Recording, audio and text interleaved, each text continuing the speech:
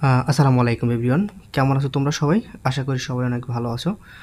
এটা হচ্ছে আমাদের অনুশীলনী সলভ ক্লাস হাজারি স্যারের। তো আজকে হচ্ছে আমাদের গুণগত রসায়ন ক্লাস। দেখো, মেডিকেল ভর্তি পরীক্ষার জন্য অনুশীলনী কিন্তু খুবই গুরুত্বপূর্ণ। তো বিগত বছরে কিন্তু যদি একটু কেমিস্ট্রি তোমরা একটু অ্যানালাইসিস করো, দেখবা যে হচ্ছে 20 বা 20টার উপরে 25টার ভিতরে এরকম প্রশ্ন কিন্তু অনুশীলনী থেকে হুবহু চলে আসে, হাজারি স্যার এবং কবির স্যার। তো আমরা হচ্ছে মোটামুটি সবগুলোই সলভ করব। তো দেখো, আমরা প্রথম গুণগত রসায়নটা একটু দেখো। আচ্ছা, এখন দেখো প্রথম প্রশ্নটা একটু দেখো। বলছে রাদারফোর্ডের আলফা কণা বিস্ফোরণ পরীক্ষা। ওকে, আলফা কণা বিস্ফোরণ পরীক্ষায় কোন পদার্থের প্রলেপ ব্যবহার করা হয়, এটাই জানতে চাইছে। দেখো, রাদারফোর্ডের আলফা কণা বিস্ফোরণ পরীক্ষায় কিন্তু জিঙ্ক সালফাইডের একটা প্রলেপ ব্যবহার করা হয়, এটা আমরা সবাই জানি। এখন বিষয়টা হচ্ছে, আমরা কি শুধু এইটুকুই পড়ব? না, আমরা এইটুকু পড়ব না। আমরা হচ্ছে এইটার পাশাপাশি যদি এইটা হুবহু নাও আসে, তাহলে কোথা থেকে আসবে?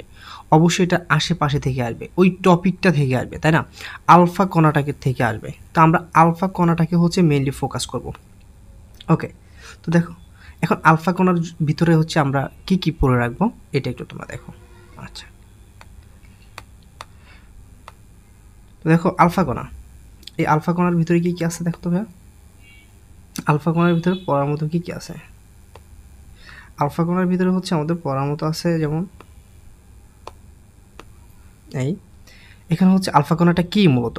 হ্যাঁ, তো আলফা কণা দেখো, আলফা কণা হচ্ছে দ্বিধনাত্মক হিলিয়াম নিউক্লিয়াস, এটার ভর হচ্ছে 4। আলফা কণার ভর কত হবে? 4।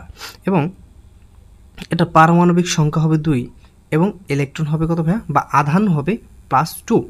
এখন এই আলফা কণা একটা পুরুত্ব থাকবে, এটাও কিন্তু অনেক প্রশ্নতে আসে। আলফা কণার পুরুত্ব, এই পুরুত্বটা হচ্ছে 0.404 সেন্টিমিটার। এটা মাথায় রাখবা যে 404, এটা কীভাবে মাথায় রাখবা? এটা মনে রাখবো হচ্ছে এভাবে, যে 4 তারপর হচ্ছে 04, এটা হচ্ছে এভাবে। এটা কিন্তু ভুলে যাওয়ার সম্ভাবনা আছে, মানে শূন্য কয়টা এটা কিন্তু আমরা অনেক সময় ভুলে যাই। এটা মাথায় রাখবো হচ্ছে এইভাবে, যে 404। তো এখন বিষয়টা হচ্ছে দেখো, এই যে এগুলো একটু যদি আমি ব্যাখ্যা সহকারে সলভ করাই, অনেক সময় লাগবে। তো এগুলো যদি আমি লিখি, তাহলে আমাদের হচ্ছে গুণগত রসায়নের ক্লাসটা প্রায় 4 ঘন্টা হয়ে যাবে। তো আমি সেই জন্য হচ্ছে জিনিসগুলোকে আগে থেকে লিখে নিয়ে আসছি, এবং যেখানে যা আরও প্রয়োজন হবে সেটা আমি হচ্ছে অ্যাডজাস্ট করব। ওকে, তো দেখো, আমাদের এইটা হচ্ছে পুরুত্বটা আমি বলে দিলাম। আর তোমাদের প্রথম 1 ঘন্টা বা 40 মিনিটের মতো ক্লাসটাতে আমরা জাস্ট হচ্ছে বুঝাবো, দেখবো যে পরের প্রশ্নগুলো খুব ইজিলি তুমি পারতেছো। ওকে, একটু করে দেখো, জাস্ট একটু ধৈর্য নিয়ে দেখো। আচ্ছা, এইটাকে তুমি যদি হচ্ছে এইরকম একটা ফরম্যাটে নিতে পারো, 4 × 10⁻⁻5 সেন্টিমিটার, এটাও কিন্তু হতে পারে। ওকে, আচ্ছা, এরকম একটা সোনার পাত ব্যবহার করা হয়, ঠিক আছে? এই পুরুত্বের একটা সোনার পাত ব্যবহার করা হয়, কত? 404 সেন্টিমিটার, 0.404 সেন্টিমিটার, অথবা 4 × 10⁻5 সেন্টিমিটার এর একটা পুরুত্বের পাত ব্যবহার করব আমরা আলফা কণায়। এবং এখানে হচ্ছে জিঙ্ক সালফাইডের আবরণযুক্ত পর্দা, এটা আমি তোমাদেরকে, এই যে আমাদের একটু আগে যে প্রশ্নটা আসছিল, যে আলফা কণা বিস্ফোরণ পরীক্ষায় কোন পদার্থের প্রলেপ ব্যবহার করা হয়? Zinc sulphate. ওকে, এইটা আমরা উত্তর অলরেডি পেয়ে গেছি। আচ্ছা, তারপর আমরা একটু বাকিগুলো দেখে রাখবো। তো দেখো, এখন আর কি আছে এখানে? এখানে আছে হচ্ছে জিঙ্ক সালফাইড। কি জিঙ্ক সালফাইড হচ্ছে একটি অনুপ্রভা সৃষ্টিকারী পদার্থ, এটা কিন্তু ভেরি ভেরি ইম্পর্ট্যান্ট। ওকে, জিঙ্ক সালফাইড কি? একটা অনুপ্রভা সৃষ্টিকারী পদার্থ হচ্ছে জিঙ্ক সালফাইড। ওকে, তাহলে আমরা হচ্ছে মোটামুটি 1 নম্বর প্রশ্নটা সলভ করলাম। আর 1 নম্বর প্রশ্নের আশেপাশে যা ছিল আমরা তাও কিন্তু, ওই টপিকের ভিতরে যা ছিল আমরা তাও সলভ করলাম। ওকে, আচ্ছা, এরপর দেখো হচ্ছে তোমার, তাহলে 1 নম্বর প্রশ্নটা শেষ, আমরা হচ্ছে 2 নম্বরে চলে যাব। 2 নম্বর প্রশ্ন বলছে কি ভাইয়া? 2 নম্বর প্রশ্ন বলছে যে 3p অরবিটালের বেলায় n ও l এর মান কোনটা? দেখো, একটা জিনিস একটু মাথায় রাখবা, যে এটা সবসময় প্রযোজ্য, ঠিক আছে? এই জিনিসটা সবসময় প্রযোজ্য। কোন জিনিসটা? যে এই অরবিটালের ক্ষেত্রে আমাদের যদি সহকারী কোয়ান্টাম সংখ্যা, ঠিক আছে, সহকারী কোয়ান্টাম সংখ্যা এল এর মান, সহকারী কোয়ান্টাম সংখ্যা এল এর মানটা যদি আমরা একটু চিন্তা করি, এল এর মানটা কীরকম হবে জানো? এস এর জন্য হবে 0, এটা ফিক্সড, পি এর জন্য 1, ডি এর জন্য 2 এবং এফ এর জন্য 3। এই 4টা মান তোমরা হচ্ছে মনে রাখবা, কারণ এগুলো আমাদের হচ্ছে অনেক ক্ষেত্রে সামনে দরকার হবে। এইটা একটু মাথায় রাখবা যে আমাদের এল এর মান বা সহকারী কোয়ান্টাম সংখ্যার মান এস পি ডি এফ এর যে নির্দিষ্ট একটা ফিক্সড মান আছে সেটা হচ্ছে এস এর জন্য 0, পি এর জন্য 1, ডি এর জন্য 2 এবং এফ এর জন্য হচ্ছে 3। এটা একটু মাথায় রাখবা। আচ্ছা, এখন বলছে 3p অরবিটাল। আচ্ছা, তাইলে যদি 3p হয় তাহলে n এর মান কত হবে ভাইয়া? n এর মান হবে 3, যেহেতু কোয়ান্টাম সংখ্যার মান হবে 3, তাহলে এটাতেও 3 আছে, এটাতেও আছে, এটাতেও আছে, এটাতেও আছে। এই প্রশ্নগুলোর ক্ষেত্রে কিন্তু প্রশ্ন আমাদেরকে অ্যানালাইসিস করতে হবে। দেখো, তাহলে প্রথম পার্টটা সবার জন্যই সঠিক। আচ্ছা, এরপর আমাদের পি বলছে নাকি? পি 3 কি ভাইয়া? 3p বলছে। তাহলে পি এর জন্য আমরা মান পড়ছিলাম কত? একটু আগে দেখো তো, পি এর জন্য আমরা মান পড়ছি 1। ওকে, তাহলে আনসার হবে কি? দেখো, এখানে এল এর মান হচ্ছে কি? এল এর মান হচ্ছে 0। আমরা বলছিলাম পি এর ক্ষেত্রে এল এর মান হচ্ছে 1, আর এখানে হচ্ছে এল এর মান দেওয়া আছে 1, তাহলে এটাই কিন্তু সঠিক। আর এটাতে এল এর মান দেওয়া আছে 3। আচ্ছা, পি এর ক্ষেত্রে এল এর মান 3 হবে, এল এর মান 3 হবে কিসের ক্ষেত্রে ভাইয়া? এফ এর ক্ষেত্রে, 2 হবে ডি এর ক্ষেত্রে। আচ্ছা, তাহলে আমাদের সঠিক আনসার হচ্ছে খ। আচ্ছা, এরপর আমাদের 3 নম্বর প্রশ্ন একটু দেখো, বলছে একটি মৌলের পরমাণুর বহিস্তরের 2টি অরবিটালের ইলেকট্রন বিন্যাস। আচ্ছা দেখো, বাইরের যে শক্তি স্তর আছে, এই শক্তি স্তরের তোমার 2টা অরবিটাল, হ্যাঁ 2টি অরবিটালের একটা ইলেকট্রন বিন্যাস দেওয়া আছে 3d10 4s1 হলে পর্যায় সারণীতে মৌলটির অবস্থান কি হবে? দেখো, এই জিনিসটা একটু মাথায় রাখবা। কিভাবে?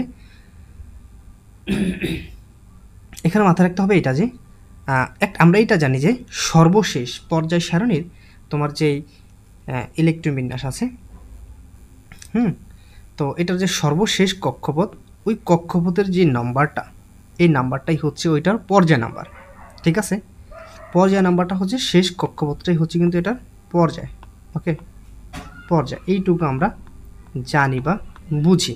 আচ্ছা, এখন দেখো,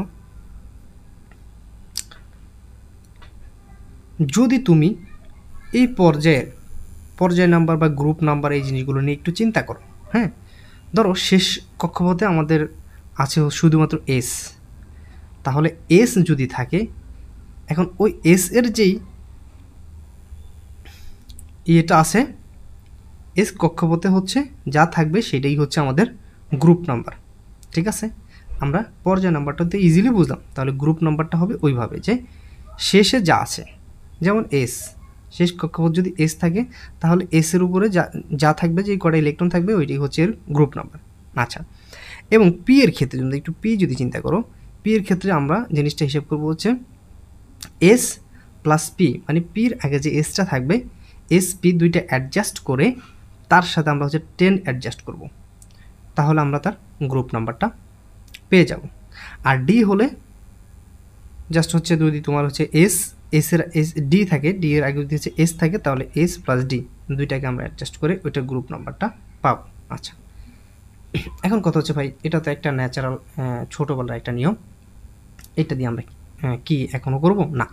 এখন তুমি দেখো ভাই, যদি ধরো তোমার এখন একটা বড় একটা মৌল দেওয়া আছে, তুমি এটা কীভাবে বের করবা? এখন ইলেকট্রন বিন্যাস করবা, এটার কক্ষপথ বের করবা, তারপরে ইলেকট্রন অ্যাডজাস্ট করবা, তারপরে এগুলো তো মনে একটা ঝামেলার ব্যাপার। তো সেই ক্ষেত্রে আমরা কী করতে পারি? দেখো, সেই ক্ষেত্রে আমরা যে কাজটা করতে পারি সেটা হচ্ছে, তুমি ধরো এই জিনিসটা একটু মনে রাখবা, হ্যাঁ, যে আমাদের পর্যায় সারণীর যে নিষ্ক্রিয় মৌলগুলো আছে, যেমন হিলিয়াম, নিয়ন, হ্যাঁ, আর্গন, ক্রিপ্টন, জ্যানন, র্যাডন, ওকে, এবং শেষে হচ্ছে অর্গানিজম। এই কয়টা তুমি মৌলকে একটু মনে রাখবা, এবং এই মৌলগুলোর যে পারমাণবিক সংখ্যা এটা একটু মাথায় রাখবা। ওকে, হিলিয়াম 2, নিয়ন 10, আর্গন 18। আশা করি হচ্ছে তোমাদের এগুলো জানা আছে, এগুলো এসএসসি এবং হচ্ছে এসএসসি দুইটা জায়গায় আমরা পড়েছি। তো এখন সেক্ষেত্রে আমরা কি করব? হিলিয়ামকে আমরা 1 ধরে নিব, নিয়নকে হচ্ছে আমরা 2 ধরে নিব, পর্যায় নাম্বার 2 ধরে নিব নিয়ম পর্যন্ত, আর গুণ পর্যন্ত আমরা পর্যায় নাম্বার, এগুলো কিন্তু আমরা পর্যায় নাম্বার, ঠিক আছে, এগুলো হচ্ছে পর্যায় নাম্বার। তো আমরা হচ্ছে এইভাবে পর্যায় নাম্বারগুলোকে ধরে নিব এই অনুযায়ী। আচ্ছা, এখন দেখো ভাই, ধরো তুমি একটা মৌল, ধরো হচ্ছে এটার পারমাণবিক সংখ্যা ধরো কত বলবো, এটা পারমাণবিক সংখ্যা ধরো হচ্ছে 31। আচ্ছা, এখন কি করব আমরা, এই 31 পারমাণবিক সংখ্যার গ্রুপ নাম্বার কত হবে এটা যদি আমরা একটু বের করি, তো এটা বের করার নিয়মটা হচ্ছে কি, দেখো 31, ঠিক আছে না, 31-এর নিচে আছে কত, 31-এর নিচের যেই নিষ্ক্রিয় গ্যাস মানে যেই সংখ্যাটা বলবে সেইটার নিচে যে নিষ্ক্রিয় গ্যাসটা থাকবে, সেই নিষ্ক্রিয় গ্যাসের পারমাণবিক সংখ্যার বিয়োগফলটাই হবে ওইটার গ্রুপ নাম্বার। এখন 31, এখন দেখো 31 আগে আছে কত, আর্গন 18, তাহলে এই 18 এইটা হচ্ছে আমরা যদি মাইনাস করে দেই তাহলে আমরা কত পাবো, তাহলে আমরা পাবো হচ্ছে ধরো 7, আর হচ্ছে এখানে পাচ্ছি কত ভাইয়া,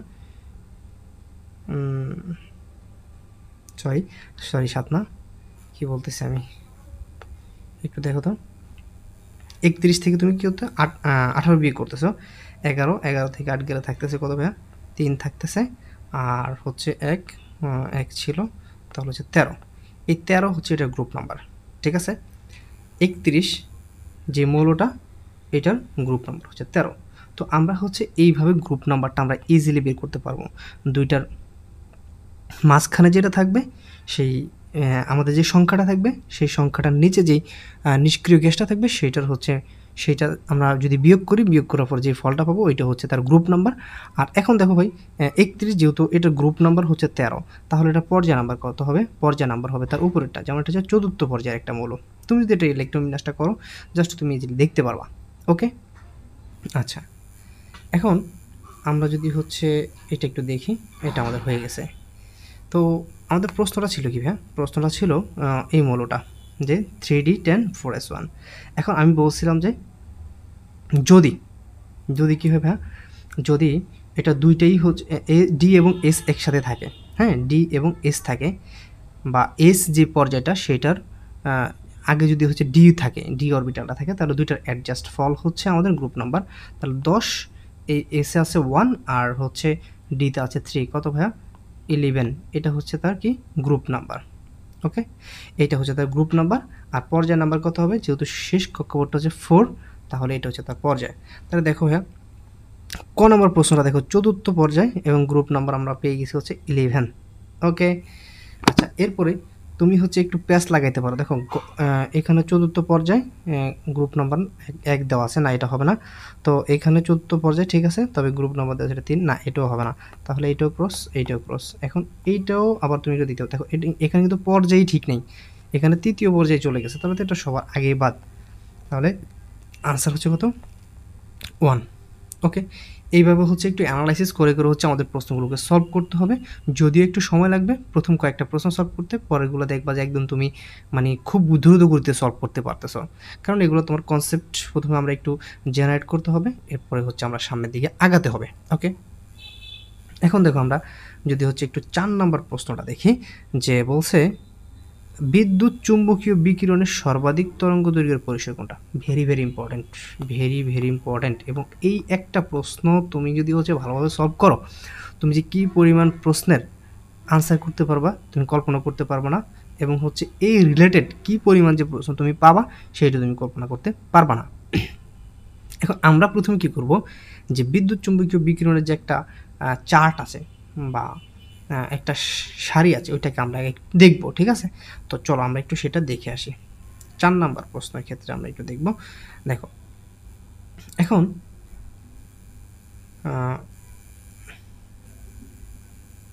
আচ্ছা, দেখো এই যে বিদ্যুৎ চুম্বকীয় বর্ণালীর তরঙ্গ দৈর্ঘ্য বা হচ্ছে যে শক্তি বা তরঙ্গ সংখ্যা তুমি যাই বের করো তুমি হচ্ছে এখান থেকে বের করতে পারবা। এখন দেখো এই যে উপরের যে জিনিসটা আছে সেটা হচ্ছে মহাজাগতিক রশ্মি, এটার মান হচ্ছে একদম সর্বনিম্ন। ওকে, এটার মান হচ্ছে সর্বনিম্ন, মানে এটা সবার নিচে মহাজাগতিক রশ্মি।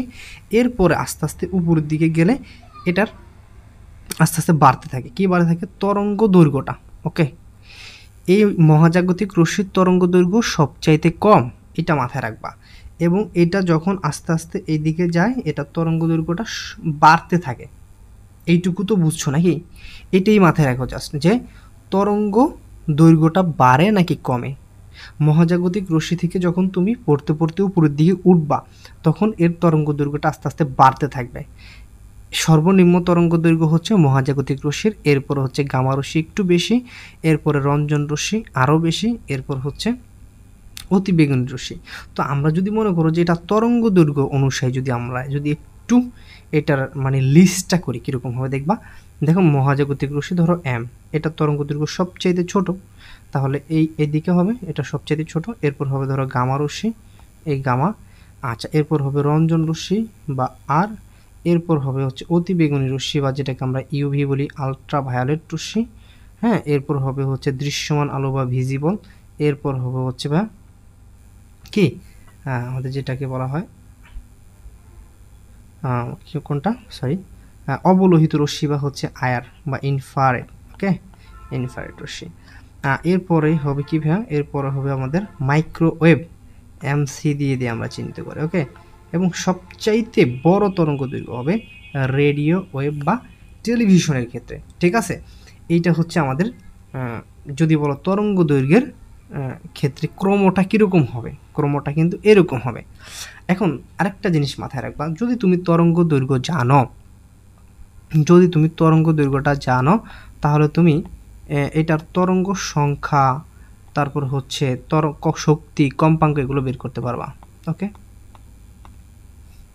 দেখো এই তরঙ্গ দৈর্ঘ্যের ব্যস্তানুপাতিক সম্পর্কে আছে হচ্ছে শক্তি এবং হচ্ছে কম্পাঙ্ক এবং হচ্ছে তরঙ্গ দৈর্ঘ্য। ঠিক আছে, সরি, তরঙ্গ সংখ্যা, এগুলো সব হচ্ছে ব্যস্তানুপাতিক সম্পর্কে আছে। কার ব্যস্তানুপাতিক সম্পর্কে? তরঙ্গ দৈর্ঘ্যের ব্যস্তানুপাতিক। ঠিক আছে, এইটা মাথায় রাখবা। তাহলে তুমি যদি হচ্ছে একটা রশ্মির তরঙ্গ দৈর্ঘ্য জানো, তাহলে এর শক্তিও জানবা, কারণ শক্তি হচ্ছে তরঙ্গ দৈর্ঘ্যের ব্যস্তানুপাতিক। কম্পাঙ্কও জানবা ব্যস্তানুপাতিক, তরঙ্গ সংখ্যাও জানবা এটা ব্যস্তানুপাতিক। এইটুকু একটু মাথায় রাখবো। তাহলে আমরা এই জিনিসটা একটু মাথায় রাখবো, এই ক্রমটা, এই ছকটা একটু মাথায় রাখবো, যে কোনো প্রশ্নের আমরা আনসার করতে পারবো ইনশাল্লাহ। দেখো 4 নম্বর প্রশ্ন দেখো, বলছে সর্বাধিক তরঙ্গ দৈর্ঘ্যের পরিসর কোনটা, মানে তরঙ্গ দৈর্ঘ্য সবচেয়ে বেশি কার। আমি তোমাদেরকে একটু দেখাইছিলাম না যে এইটার তরঙ্গ দৈর্ঘ্য সবচেয়ে কম এবং উপরের দিকে গেলে আস্তে আস্তে বাড়তে থাকে, তাহলে সেটা হচ্ছে কি রেডিও টেলিভিশনের তরঙ্গ দৈর্ঘ্য হচ্ছে আমাদের সবচেয়ে বেশি। তাহলে দেখো রেডিও টেলিভিশন তরঙ্গ দৈর্ঘ্য সবচেয়ে বেশি, আলট্রা ভায়োলেট না, আলট্রা ভায়োলেটের তরঙ্গ দৈর্ঘ্য হচ্ছে আমাদের এক্স রে চাইতে বেশি, তবে একদম বেশি না, অবলোহিত এটা না। তাহলে সবচেয়ে বেশি তরঙ্গ দৈর্ঘ্য হবে কার? টেলিভিশন তরঙ্গ দৈর্ঘ্যের। এবং এখানে যদি আমরা একটু চার্ট করি, এখানে যদি আমরা একটু এগুলোর একটু মানে ক্রম অনুযায়ী সাজাই, এখানে যে কয়টা আছে যেমন এক্স রে, ঠিক আছে, তাহলে প্রথমে এখানে কিন্তু আসবে ভাইয়া এক্স রে। হ্যাঁ, এক্স রে আসবে, এটা সবচেয়ে তরঙ্গ দৈর্ঘ্য সবচেয়ে ছোট, সরি আমি বলছি প্রথমে আসবে, এটা হচ্ছে লাস্টে আসবে। তরঙ্গ দৈর্ঘ্য যদি মানে ক্রমটা যদি আমরা একটু সাজাই, এইখানে যে কয়টা আছে সেটার ভিতরে প্রথমে আসবে আমাদের টেলিভিশন। ওকে, টেলিভিশনটি, এরপরে হচ্ছে আমাদের অবলোহিত রশ্মি বা ইনফ্রারেড আইআর, এরপরে বড় হবে কি ভাইয়া ইউভি, ইউভি, এবং সবচেয়ে ছোট হচ্ছে আমাদের এক্স রে। তাহলে এই চারটার মধ্যে কিন্তু ক্রমটা হইলে হয়তো এরকম। ঠিক আছে, এই চারটার মধ্যে যদি আমরা একটু ক্রম হিসাব করতাম, ক্রমটা কিন্তু এরকম হতে পারতো। ওকে, আমাদের এইটা শেষ, আমরা হচ্ছে 5 নম্বর প্রশ্নে চলে যাব। দেখো একটু দ্রুত আগাতে হবে। তো প্রথমে একটু বললাম যে আমাদের একটু টাইম লাগবে, একটু কনসেপ্ট জেনারেট করতে হবে। 5 নম্বর বলছে নিচের 4টি কোয়ান্টাম সংখ্যার মানের কোন সেটটি একটি ডি অরবিটালের ডি ইলেকট্রনের জন্য সঠিক। ভাই দেখো একটু মাথায় রেখো, এখানে কি বলছে ভাইয়া, খেলাটা কিন্তু এখানে বলছে ডি ইলেকট্রনের জন্য। ঠিক আছে, তোমাকে বুঝতে হবে এখানে কিসের কথা বলছে, ডি ইলেকট্রনের কথা বলছে। 4টি কোয়ান্টাম সংখ্যা, যেহেতু কোয়ান্টাম সংখ্যা 4 মানে এন এর মান 4, তাহলে এখানে দেখো এন এর মান আছে 4, এখানেও 4 আছে, এখানেও 4 আছে, সব জায়গায় কিন্তু 4 থাকবে। তো এইটা নিয়ে হচ্ছে আমাদের আর কোনো মানে হচ্ছে কোনো প্রশ্ন থাকতে পারে না। প্রধান কোয়ান্টাম সংখ্যা এন এর মান 4, এটা নিয়ে আমাদের কোনো কোশ্চেন নাই। আচ্ছা, এরপরে আমরা যাব হচ্ছে কোথায়, সহকারী কোয়ান্টাম সংখ্যাতে। দেখো আমি তোমাদেরকে একটু আগেই বলছিলাম যে আমাদের যে সহকারী কোয়ান্টাম সংখ্যা এল এর মানটা এস ইজিক্যালস টু হবে 0, টি ইজিক্যালস টু হবে কি ভাইয়া 1, ডি ইজিক্যালস টু 2 এবং এফ সমান হবে 3। এটা তোমাদেরকে আমি একটু আগে দেখাইছিলাম, বলছিলাম যে এই জিনিসটা একটু মনে রাখো, ঠিক আছে, একটু মনে রাখো। তাহলে দেখো ডি এর জন্য আমাদের এল এর মানটা কত হবে বা সহকারী কোয়ান্টাম সংখ্যার মান কত হবে, আমাদের মান হচ্ছে 2। এখন দেখো এখানে এল এর মান আছে 3, এটা কিভাবে সঠিক, এটা প্রথমে বাদ, কারণ এল এর মান তো মিলতেছে না, এটাতে আছে 2, তাহলে ধরো এইটাও কি আমাদের থাকলো, ওকে, এইটা আমাদের 3, তাহলে এইটাও বাদ, এইটা তো 2 আছে। আচ্ছা এখন কথা হচ্ছে ভাই, এখন কথা হচ্ছে যে খ সঠিক নাকি গহ সঠিক, কোনটা সঠিক হবে। দেখো এই দেখো এল এর মান যদি আমাদের কত হয় ভাইয়া, এল এর মান যদি আমাদের 2 হয়, এল এর মান যদি আমাদের 2 হয়, তাহলে আমাদের এম এর মান কি হতে পারে ভাই, এম এর মান হয় 0 সহ প্লাস মাইনাস ওই সংখ্যা 1, প্লাস মাইনাস কত ভাইয়া 2। ওকে, এম এর মান বের করা তো তোমরা নিয়মটা জানো নাকি, এম এর মানটা বের করার সিস্টেম এইটা, এবং এস এর মানটা কী হয় ভাইয়া প্লাস মাইনাস হাফ, এইটুকু তোমরা জানো। তাহলে দেখো এখানে এই দুইটা তো বাদ হয়ে গেছে অলরেডি, গ আর ক বাদ, খ নাম্বারে আছে, এখানে এম এর মান আছে 1, এম এর মান 1 পসিবল, হ্যাঁ 1 পসিবল, কারণ এখানে +1 হইতে পারে -1 হইতে পারে, তাহলে এটা সঠিক। আচ্ছা তা এটাও সঠিক, গহ নাম্বারও কিন্তু 1 আছে, তাহলে এটাও সঠিক। এখানে আছে 0, আমরা বলছিলাম যে ভাইয়া এস এর মান হবে প্লাস মাইনাস, এস এর মান কী হবে, এস এর মান হবে প্লাস মাইনাস হাফ, এস এর মান কখনো 0 হতে পারে না, তাহলে এইটা ভুল, তাহলে সঠিক হচ্ছে কোনটা, গহ। দেখো তুমি যদি একটু মাথা খাটাও, একটু অপশন অ্যানালাইসিস করো, তোমার কিচ্ছু মুখস্থ করা রাখতেছে না, তুমি হচ্ছে এইভাবে যদি কয়েকটা পারো, তোমার কাছে করতেও ভালো লাগবে, এবং হচ্ছে তুমি সামনের দিকে আগাইলে দেখবে তোমার জন্য সব কিছু ইজি হয়ে যেতেছে, ঠিক আছে। ওকে, তাহলে আমাদের কত নাম্বার পর্যন্ত শেষ হলো, আমরা হচ্ছে 5 নাম্বার পর্যন্ত যেহেতু আমরা শেষ করলাম, এখন আমরা 6 নাম্বারে চলে যাব। দেখো এখন 6 নাম্বার প্রশ্নটা একটু দেখো, আচ্ছা 6 নাম্বার না, আচ্ছা একটু দেখো 6 নম্বর প্রশ্নে বলছে যে নিচের 4টি কোয়ান্টাম সংখ্যার কোন সেটটি অবাস্তব, মানে কোনটা সম্ভব না, ঠিক আছে, 4টা কোয়ান্টাম সংখ্যা দেওয়া আছে, এটার কোনটা সম্ভব না। এখানে কিন্তু কোয়ান্টাম সংখ্যার মান 4 না, 4টা কোয়ান্টাম সংখ্যা, যেমন 4টা কোয়ান্টাম সংখ্যা বলতে কি বলেছে, আমাদের যে প্রধান কোয়ান্টাম সংখ্যা n, সহকারী কোয়ান্টাম সংখ্যা l, ম্যাগনেটিক কোয়ান্টাম সংখ্যা m, এবং হচ্ছে আমাদের শেষ যেটা স্পিন কোয়ান্টাম সংখ্যা s। এই মানগুলো কোনটা সঠিক আর কোনটা সঠিক না, এইটাই জাস্ট হচ্ছে আমাদের কাছে জানতে চাইছে। তো দেখো আমি তোমাদেরকে একটু দেখাই, আমি তোমাদেরকে একটু আগে দেখাইছিলাম যে তোমার এল এর মান এম এর মান কীভাবে নির্ধারণ করতে হয়, তারপরেও যদি তোমাদের কোনো কনফিউশন থাকে আমি তোমাদেরকে আরও একটু ভাবে বুঝাই। দেখো এইটি এই লাস্ট বারের জন্য একটু বোঝানো, জিনিসটা বোঝার জিনিস, ঠিক আছে, মনে রাখবা এন এর মান ফিক্সড, এন এর যে কোনো একটা মান থাকবে, ঠিক আছে। এখন এল এর মানটা কি হবে, এল এর মানটা হবে n-1, ঠিক আছে, আর এল এর মানটা হবে 0 সহ প্লাস মাইনাস এল, এবং এস এর মানটা হবে তোমার প্লাস মাইনাস হাফ, ওই মানগুলো সহ কিন্তু, ঠিক আছে। যেমন আমরা যদি এখানে এন এর মানটা কত ধরি ভাইয়া, এন এর মানটা সাপোজ আমরা এন এর মানটা এখানে একটা মান ধরলাম, ধরো আমরা এন এর একটা মান ধরলাম, তো এন এর মানটা ধরো আমরা ধরলাম হচ্ছে 3, তাহলে আমি বলছিলাম যে এন এর মান যা হবে এল এর মান হবে n-1, তাহলে কত ভাইয়া, এল এর মান হবে 3-1, এল এর মান হবে 2, এবং আমি বলছিলাম যে এম এর মান হবে 0 সহ, তাহলে 0 সহ প্লাস মাইনাস এল, তাহলে +-1 +-2, সরি আচ্ছা দেখো প্লাস মাইনাস কত ভাইয়া 2 আছে, তাহলে এটা হবে এম এর মান, এবং এস এর মান হবে কীরকম, এস এর মান হবে প্লাস মাইনাস হাফ, এটা হচ্ছে আমাদের ইলেকট্রন অনুযায়ী হচ্ছে আমরা তখন এটা মানটা লিখবো প্লাস মাইনাস হাফ। ওকে, প্লাস হাফ হইতে পারে, আবার হচ্ছে মাইনাস হাফ হইতে পারে। ঠিক আছে, ওকে। তাহলে এইটুকু তোমরা আশা করি বুঝছো যে আমাদের এন, এল, প্রধান কোয়ান্টাম সংখ্যা, সহকারী কোয়ান্টাম সংখ্যা, ম্যাগনেটিক কোয়ান্টাম সংখ্যা এবং স্পিন কোয়ান্টাম সংখ্যার মানটা আমরা কীভাবে বের করব। আচ্ছা, এখন দেখো তাহলে 6 নম্বর প্রশ্নটা দেখো, বলছে নিচের 4টি কোয়ান্টাম সংখ্যার মানে কোন সেটটি অবাস্তব, মানে কোনটা সম্ভব না। দেখো ভাই, এখানে তুমি ধরো এখানে এন আছে, এটা হচ্ছে কি এন, এনের মান হচ্ছে 3, এনের মান যদি 3 হয়, এল এর মান কত হইতে পারে? এল এর মান 2 হইতে পারে। হ্যাঁ অবশ্যই, কারণ হচ্ছে n-1, তাহলে 2 হইতে পারে। আচ্ছা, এন এর মান যদি 2 হয়, এন এর মান যদি 2 হয়, তাহলে এল এর মান কত হইতে পারে? কারণ এল এর মান আমরা জানি হচ্ছে সরি, এল এর মান তো দেওয়া আছে, এম এর মান কি হইতে পারে? এম এর মান হইতে পারে 0 সহ প্লাস মাইনাস এল। তাহলে 0 সহ প্লাস মাইনাস এল, যেহেতু এখানে তোমার কি আছে, -2 আছে, তাহলে এটা 0 প্লাস মাইনাস 1 প্লাস মাইনাস 2 দুইটাই হইতে পারে। তাহলে কিন্তু এটাও সঠিক। এবং এস এর মান আমরা বলছি প্লাস হাফ অথবা মাইনাস হাফ হইতে পারে। হ্যাঁ, প্লাস হাফ হইতে পারে, তাহলে এটা কিন্তু সঠিক, কারণ এই মানটা বাস্তব মান। আচ্ছা, এরপর খ নাম্বারটা আমরা একটু অ্যানালাইসিস করবো। দেখো, এল এর মান যদি, এন এর মান যদি 4 হয়, 4, এন এর মান কি হবে? এন এর মান 4।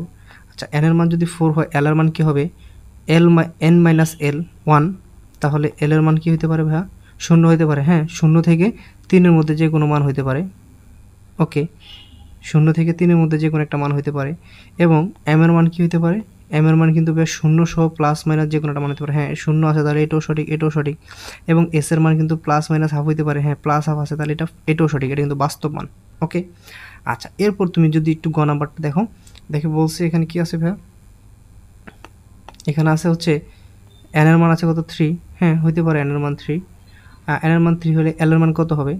এল এর মান হবে 1 মাইনাস এন মাইনাস এল, তাহলে কত? সরি, এন মাইনাস 1, তাহলে কত হবে ভাইয়া? 2। হ্যাঁ, এটাও সঠিক, এটাও সঠিক। আচ্ছা, এখন এম এর মান কি হবে? আমরা জানি এম এর মান হচ্ছে 0 সহ প্লাস মাইনাস এল, তাহলে প্লাস মাইনাস এল, এখানে এল এর মান আছে 2, এখানে সর্বোচ্চ -2 হইতে পারে, কিন্তু এখানে -3 কীভাবে হয়? এটা তো পসিবল না, তাহলে এটাই হচ্ছে অবাস্তব মান। তাহলে সঠিক উত্তর কী ভাইয়া? গ, কারণ এরকম মান সম্ভব নয়। আর বাকিটা আমরা কি অ্যানালাইসিস করবো? দেখো, আমরা এখানে কিন্তু উত্তর পেয়ে গেছি, বাকিটা আমাদের অ্যানালাইসিস করা লাগতেছে না। ওকে, আচ্ছা, এরপর তোমরা হচ্ছে 7 নম্বর প্রশ্নটা একটু চলে যাও। বলছে যে এটা একটা পরমাণু দেওয়া আছে, এটার আইসোটোপের নিউট্রন সংখ্যা কত? দেখো, আইসোটোপ, আইসোবার, আইসোটোন, এই জিনিসগুলো একটা টার্ম আছে বা একটা টপিক আছে, তোমাদেরকে আমি একটু দেখাই যে আচ্ছা 7 নম্বর না? আচ্ছা, দেখো, ধরো এটা আমার একটা মৌল। এখন এই মৌলের এ হচ্ছে ভর, জেড হচ্ছে কি ভাই? পারমাণবিক সংখ্যা, আর একটা হচ্ছে আয়নের চার্জ হচ্ছে এখানে থাকে, আর এটা হচ্ছে নিউট্রন সংখ্যা। ওকে, ক্লিয়ার। এখন ভাই দেখো, তোমাকে যদি বলো নিউট্রন সংখ্যা বের করে, তুমি কি করবা? এখন নিউট্রন সংখ্যা হচ্ছে ভর মাইনাস প্রোটন সংখ্যা, তুমি এখানে নিউট্রন সংখ্যাটা পাওয়া যাবা। খুবই সিম্পল একটা বিষয়। ওকে, তো আমরা একটু দেখি যে ছোটোবেলার জিনিস কিন্তু এটা। এখন এখানে এটা কি আমি বলছিলাম, এটা হচ্ছে ভর, তাহলে এটা হচ্ছে এ, আর এটা হচ্ছে কি ভাইয়া? জেড, মানে প্রোটন সংখ্যা। তাহলে নিউট্রন সংখ্যা কত? তাহলে এ ভর মাইনাস কি ভাইয়া? প্রোটন সংখ্যা, তাহলে এ মাইনাস জেড হচ্ছে নিউট্রন সংখ্যা। তাহলে এ আছে 15, 7 কত? 8 হচ্ছে নিউটন সংখ্যা। খ নাম্বার সঠিক, এটা নিয়ে আর কোনো ক্যাচামেচির দরকার নেই। যাই হোক, আমরা 7 নাম্বার পর্যন্ত শেষ করে ফেলছি, এখন হচ্ছে আমরা 8 নাম্বারে যাব। মস্তিষ্কের টিউমার শনাক্তকরণে সর্বাধিক ব্যবহৃত হয় কোনটা? দেখো, তোমাদের আমি একটা জিনিস একটু স্মরণ করিয়ে দিই, সেটা হচ্ছে এই 8 নাম্বার, 9 নাম্বার, এই প্রশ্নগুলো ভেরি ভেরি ইম্পর্টেন্ট, প্রচুর পরিমাণে আসে মেডিকেল ভর্তি পরীক্ষার জন্য। মেডিকেল ভর্তি পরীক্ষা না, যে কোনো ভর্তি পরীক্ষার জন্য প্রশ্নগুলো ভেরি ভেরি ইম্পর্ট্যান্ট, 100% ইম্পর্ট্যান্ট। এখন কথা হচ্ছে ভাই যে এটা আমি হচ্ছে কীভাবে পড়বো, তোমার এটার জন্য একটা চার্ট আছে, জাস্ট আমি তোমাদেরকে একটু সিম্পলি দেখাই, ঠিক আছে? এটাও পড়বে, এটাও পড়বে, দেখো একটু দেখো। এখানে প্রথমে তোমরা 8 নম্বর প্রশ্নটা একটু প্রথমে দেখো, দেখো এমআরআই। আমি তোমাদেরকে এমআরআই একটু আলাদাভাবে একটু দেখাচ্ছি। এমআরআইয়ের একটা ব্যবহার আছে মস্তিষ্কের টিউমার শনাক্তকরণে। কোথায় বা? মস্তিষ্কে টিউমার শনাক্ত করবে, মস্তিষ্কে টিউমার শনাক্ত করতে। মেরুমজ্জা টিউমার, তাহলে দেখো ম আর হলো ট, মানে মস্তিষ্কের টিউমার, মেরুমজ্জার টিউমার, সেম জায়গা। আর হচ্ছে লিগামেন্ট যদি ছিঁড়ে যায়, মনে রাখবা খুবই কেয়ারফুলি, লিগামেন্ট ছিঁড়ে গেলে মস্তিষ্কের টিউমার শনাক্তকরণে, মেরুমজ্জার টিউমার শনাক্তকরণে, লিগামেন্ট ছিঁড়ে গেলে, এই তিনটা হচ্ছে আমাদের কি এমআরআই এর ব্যবহার। তো দেখো প্রশ্ন আমরা উত্তর অলরেডি পেয়ে গেছি 7 নম্বরে। 8 নম্বরে মস্তিষ্কের টিউমার শনাক্তকরণে সর্বাধিক ব্যবহৃত হয় কোনটি? এমআরআই। এখন এগুলার কাজ কি? এগুলো জানা দরকার আছে না? ছ, খ, গ, হ্যাঁ, গ, হ, এগুলো ও জানার দরকার আছে। সেই জন্য দেখো আমরা এই জায়গায় এই চারটা তুমি পড়লে অনেকগুলো প্রশ্নের অ্যান্সার করতে পারবা। দেখো 8 নম্বর, এই চারটা তোমরা একটু ফলো করবা। আচ্ছা দেখো আমাদের যে কিছু আমরা একটু আগে অঞ্চল পড়েছিলাম না তরঙ্গ দৈর্ঘ্যের, হ্যাঁ, তরঙ্গ দৈর্ঘ্য বেশি নাকি কম, হ্যাঁ, তরঙ্গ সংখ্যা, কম্পাঙ্ক কোথায় কিভাবে কমে বাড়ে, এই জিনিসগুলো। তো এদের যে এই যে অঞ্চলগুলো আছে, এই অঞ্চলের প্রত্যেকটার আলাদা আলাদা কিছু ব্যবহার আছে। তো আমরা সেই ব্যবহারগুলো একটু দেখব। এটা ভাই কি পরিমাণ যে ইম্পর্ট্যান্ট, প্রশ্ন সলভ করতে গেলেই তোমরা একটু সামনে দেখবা যে এটা কি পরিমাণ গুরুত্বপূর্ণ। দেখো বলছে রেডিও ওয়েভের ব্যবহার। রেডিও ওয়েভের ব্যবহারটা কী ভাই? রেডিও টিভির সিগন্যাল, ওকে, আর রেডিও টিভির সিগন্যাল ও এমআরআই এই দুইটা জায়গায় হচ্ছে আমাদের রেডিও ওয়েভটা ব্যবহৃত হয়। এরপর হচ্ছে microwave, micro oven, wifi mobile. দেখো তোমরা জাস্ট এখানে একটা জিনিস মাথায় রাখবা, যে ওয়াইফ মাথায় রাখবা, মাইক্রোওয়েভ দিয়ে তোমরা মাথায় রাখবা হচ্ছে মাইক্রোওয়েভ। তো ওয়েভ সাথে সাথে কিন্তু ওভেন চলে আসে, হ্যাঁ, ওয়াইফ। এখন দেখো ওয়াইফ কি করে ভাইয়া? ওয়াইফ মানে হচ্ছে স্ত্রী, সে হচ্ছে সারাদিন বাসায় বসে বসে হচ্ছে মোবাইল চালায়। কি দিয়ে চালায়? ওয়াইফাই দিয়ে চালায়, ওয়াইফাই দিয়ে মোবাইল চালায়, আর কি করে? মাইক্রো ওভেনে রান্না করে। তাহলে এই মাইক্রোওয়েভটা তোমরা এইভাবে মাথায় রাখতে পারো যে ওয়াইফ কী করে? ওয়াইফাই দিয়ে মোবাইল চালায় আর মাইক্রো ওভেনে রান্নাবান্না করে বা খাবার গরম করে। ওকে, ক্লিয়ার। এখন রান্নাবান্না করে না, সে শুধু মোবাইল চালায় ওয়াইফাই দিয়ে আর হচ্ছে খাবার গরম করে খায়, এইটুকু তো বুঝছো। এরপর হচ্ছে আমাদের অবলোহিত রশ্মি বা ইনফ্রারেড রশ্মিটা। দেখো রিমোট কন্ট্রোল এবং অপটিক্যাল ফাইবার, ঠিক আছে, মানে দূরবর্তী যা আছে সে তা করে, এবং যে ফিজিওথেরাপিতে হচ্ছে এটা ব্যবহৃত হয়। আচ্ছা এরপর যেটা, সেটা হচ্ছে দৃশ্যমান আলো বা ভিজিবল। সালোক সংশ্লেষণ ও বিশ্লেষণী রসায়নে পদার্থের পরিমাণ নির্ণয় করে। কি করে? সালোক সংশ্লেষণ করবে আর হচ্ছে বিশ্লেষণী রসায়নে যে আছে সেখানে হচ্ছে পদার্থের পরিমাণ নির্ণয় করে। অতি বেগুনি রশ্মি, ভেরি ভেরি ইম্পর্ট্যান্ট, জাল টাকা, জাল পাসপোর্ট শনাক্তকরণে ব্যবহৃত হয়। এক্স রে, দেহের ভিতরে ছবি তোলা হয়। দেহের ভিতরে ছবি তোলার জন্য কোনটা ব্যবহার করা হয়? X ray. গামা রশ্মি, ক্যান্সার রোগের চিকিৎসা এবং খাদ্যশস্য অণুজীব ধ্বংস করে। তো দেখো এই জিনিসগুলা খুবই ইম্পর্ট্যান্ট, হ্যাঁ। তো আমরা তোমাদেরকে হচ্ছে জিনিসগুলো এইভাবে আসলেই এই লং টাইম সময় নিয়ে আমরা হচ্ছে কী করছি, যে যেহেতু অনুশীলনী খুবই গুরুত্বপূর্ণ একটা জিনিস, প্রতি বছর অনেকগুলো প্রশ্ন এখান থেকে আসে, যদি কোনো বছর নাও আসে তাহলে কোথা থেকে আসতে পারে? অবশ্যই টপিকগুলো থেকে আসবে। সো আমরা হচ্ছে কী করছি, ওই টপিকগুলো তোমাদেরকে একটু সাজিয়ে দেওয়ার চেষ্টা করতেছি। দেখবা প্রত্যেকটা টপিকই কিন্তু সাজানো আছে এবং আমাদের হাতের হ্যান্ড নোট করা আছে। আচ্ছা তাহলে আমাদের কোথায় ছিলাম আমরা? এইটা ছিলাম, এটা আমরা চলে গেছে যে এমআরআই হচ্ছে মস্তিষ্কের টিউমার, প্লাস হচ্ছে কি ভাইয়া মেরুমজ্জার টিউমার, আর হচ্ছে লিগামেন্ট ছিঁড়ে গেলে, ঠিক আছে। আচ্ছা এবং আইআর বা ইনফ্রারেড রশ্মির আমরা ব্যবহার করেছিলাম কি ভাইয়া? ব্যবহার করেছিলাম যে রিমোট কন্ট্রোল বা অপটিক্যাল ফাইবারে, নাকি আমরা এটা পড়ছিলাম যে রিমোট কন্ট্রোল বা অপটিক্যাল ফাইবার আমরা কি করব, আইআর রশ্মি ব্যবহার করব। এই আলট্রাভায়োলেট বা ইউভি রশ্মি ছিল কি, জাল টাকা, জাল যেখানে পাওয়া, জাল টাকা প্লাস পাসপোর্ট শনাক্তকরণ এটা ব্যবহৃত হয়। ওকে, তাহলে আমাদের এই পর্যন্ত শেষ হয়ে গেছে।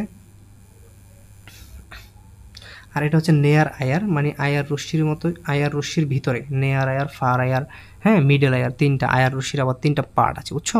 তো সেটার ব্যবহার আমরা সামনে পড়ব যখন হচ্ছে ওই রিলেটেড প্রশ্ন আসবে। ওকে, আচ্ছা, এরপর তোমরা 9 নম্বর প্রশ্নটা একটু দেখো ভাইয়া, জাল নোট শনাক্তকরণে তুমি কোন পদ্ধতির সাহায্য নেবে? দেখো এই যে 9টা প্রশ্ন সলভ করতে কিন্তু অনেক সময় চলে গেছে, কিন্তু দেখবা তুমি যখন হচ্ছে মোটামুটি 30টার মতো প্রশ্ন সলভ করবা, দেখবা যে বাকি প্রশ্নগুলো সলভ করা কী পরিমাণে ইজি হইতেছে তোমার জন্য, শুধু জাস্ট দেখবা, চোখ বুলাবা, অ্যান্সার করে দিবা।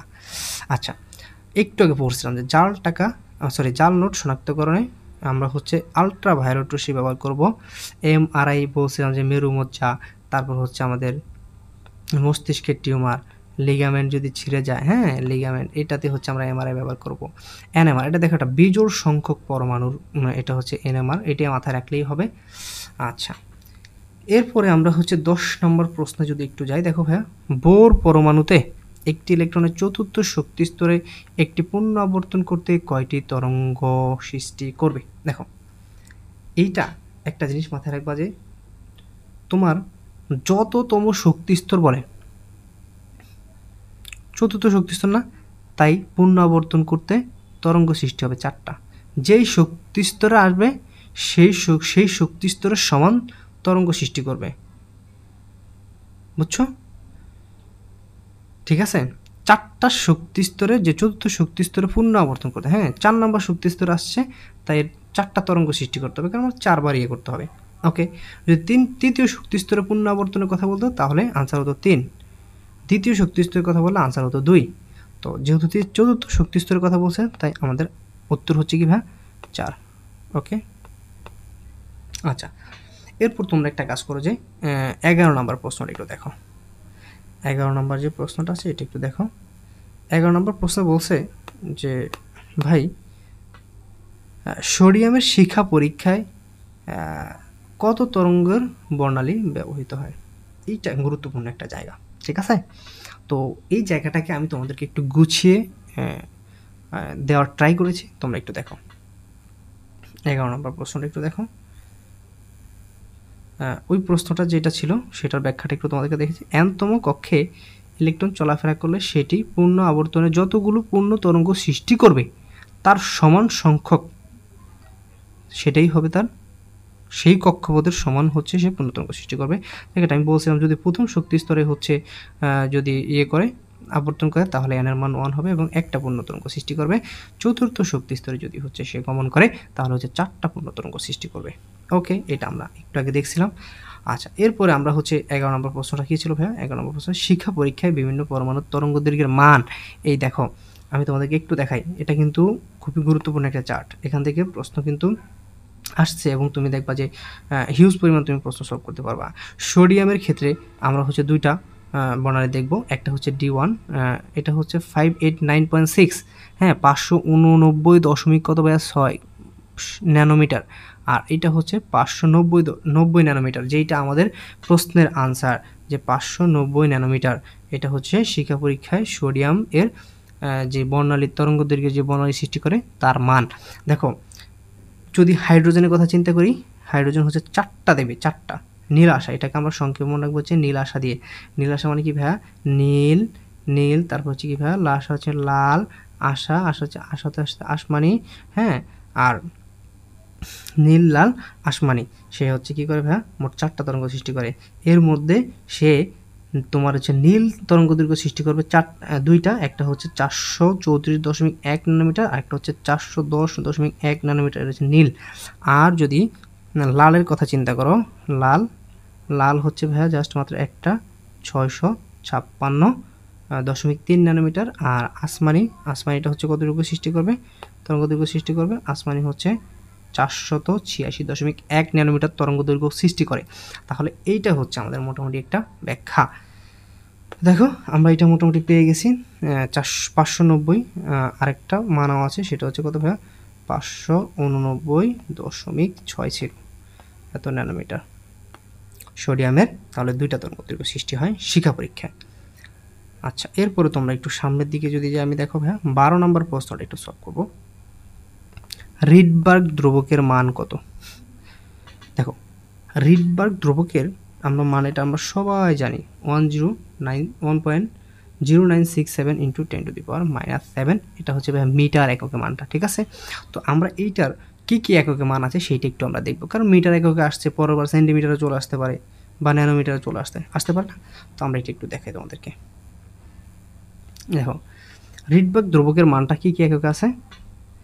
এটা হচ্ছে 1.097 ইন্টু 10⁻⁻7 মিটার এককে আছে, আর 1.097 ইন্টু 10⁻⁻5 এটা হচ্ছে সেন্টিমিটার এককে আছে।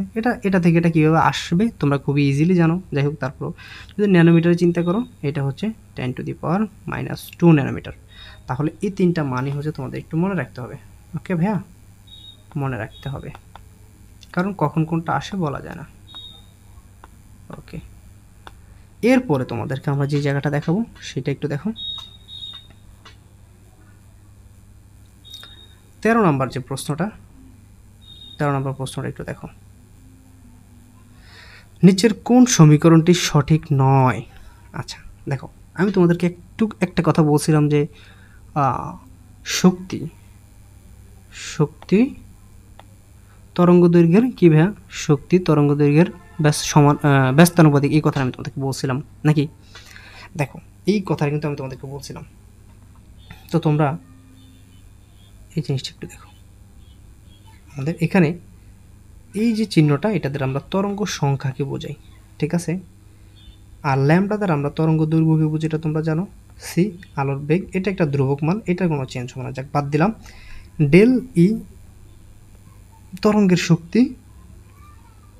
দেখো, এখন এই যে তরঙ্গ দৈর্ঘ্যটা আছে না, সব কিছু ল্যামডা, এই ল্যামডার ব্যস্তানুপাতিক।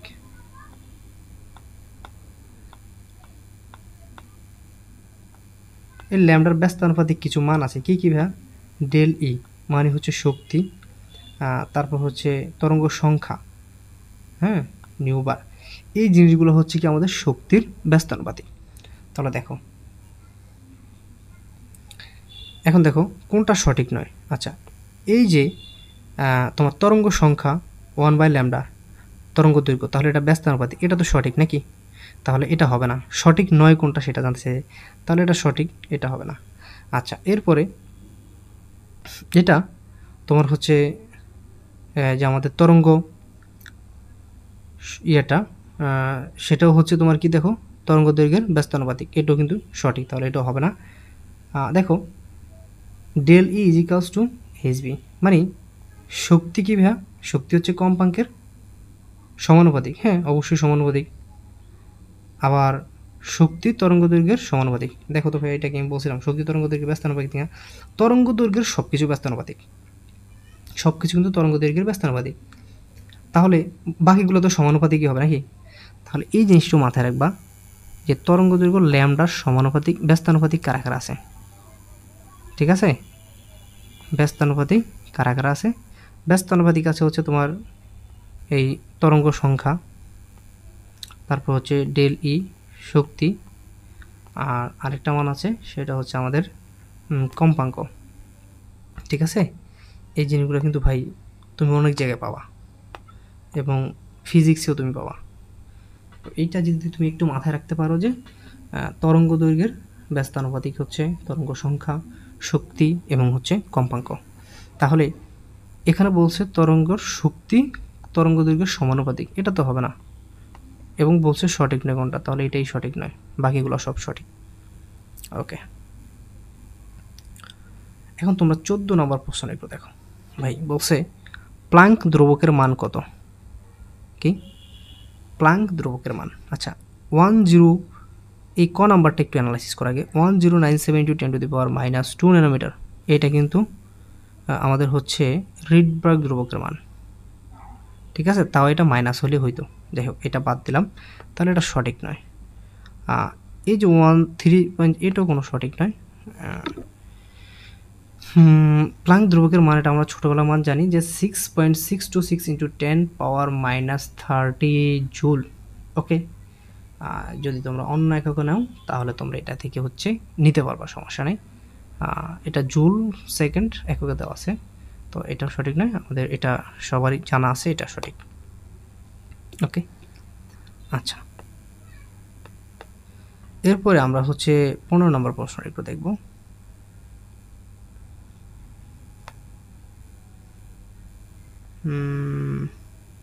দেখো 15 নম্বর প্রশ্ন একটু ফলো করো, যে বোর ব্যাসার্ধের মান। দেখো বোর ব্যাসার্ধের কয়েকটা মান আছে, তো একটা যেহেতু এখানে দেওয়া আছে, আশেপাশে যেটা আছে সেটাও আমাদের একটু জানা দরকার।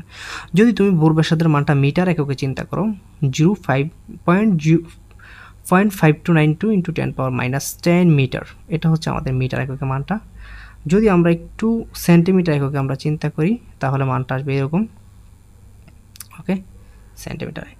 এবং অ্যাংস্ট্রম এককে চিন্তা করলে মানটা আসবে এরকম 0.5292 অ্যাংস্ট্রম। তাহলে দেখো ভাই, বলছে বোর ব্যাসার্ধের মান কোনটা, মিটার এককের মানটা দেওয়া আছে, কিন্তু মানটা চাইলে কিন্তু হ্যাঁ সেন্টিমিটার এককেও হইতে পারে, ঠিক আছে না?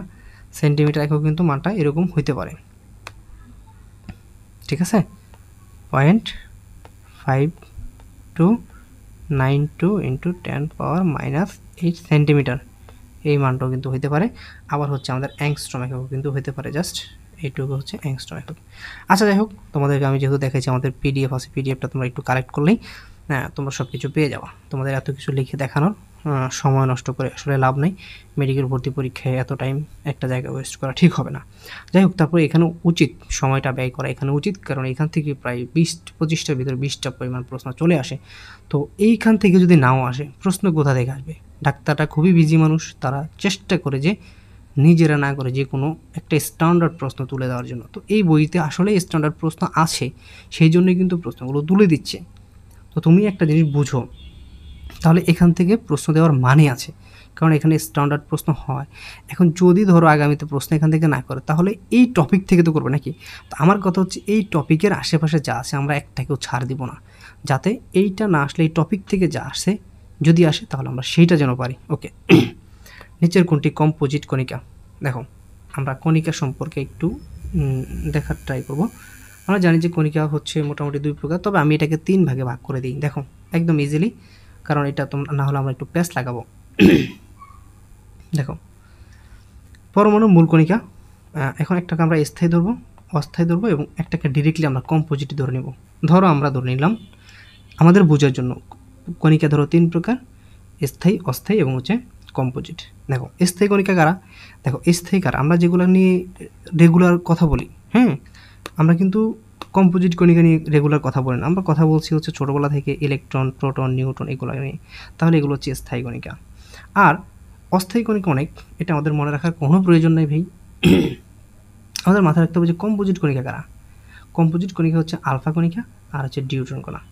দেখো এটাকে আমরা ডি টু দ্বারা আইডেন্টিফাই করতে পারি, আর আলফা কণাকে আমরা কী দ্বারা আইডেন্টিফাই করতে পারি সেটা তো তোমরা জানো, হিলিয়াম নিউক্লিয়াসের যে কথাটা আমরা একবার লিখে দেখাইছিলাম তোমাদেরকে, 4 ভর, হ্যাঁ 2 হিলিয়াম 2 প্লাস আয়ন, এরকম হচ্ছে আমাদের আলফা কণাটা থাকবে। তাহলে দেখো এই আলফা কণা, ডিউট্রন কণা, এটা হচ্ছে কম্পোজিট কণা, আর ইলেকট্রন, প্রোটন, নিউট্রন এগুলো হচ্ছে স্থায়ী কণা, বাকি সব হচ্ছে অস্থায়ী কণা। এগুলো মুখস্থ করার দরকার আছে। তারপরেও যদি কেউ চাও করতে পারো, নিউট্রন, অ্যান্টি নিউট্রন, গ্র্যাভিটন, পজিটন, তারপর হচ্ছে তোমার পজিট্রন, ম্যাসন, বোসন, তারপর হচ্ছে পাইয়ন। ওকে, বলছে কম্পোজিট কণিকা আমরা বলছিলাম দুইটা, একটা হচ্ছে ডিউট্রন কণা আর একটা হচ্ছে আলফা কণা। তাহলে দেখো ডিউটেরিয়াম না, ডিউটেরন হবে, ট্রিটিয়াম না, ডিউটেরন, হ্যাঁ এটা সঠিক, আর প্লাস হচ্ছে আলফা কণা। ওকে, ম্যাসন এটা হচ্ছে কীভাবে, এটা হচ্ছে আমাদের অস্থায়ী কণিকা, একটু আগে তোমাদেরকে দেখাইছিলাম। ওকে, তাহলে আমাদের মোটামুটি 16 নম্বর শেষ। আমি তোমাদেরকে বলছিলাম যত সামনে আগাবো তত ইজি হয়ে যাবে। নিচের কোন জোড়া আইসোবার? দেখো আইসোবার, আইসোটপ, আইসোটন এই জিনিসগুলো থেকে প্রশ্ন কিন্তু আসে, যদিও খুবই ইজি।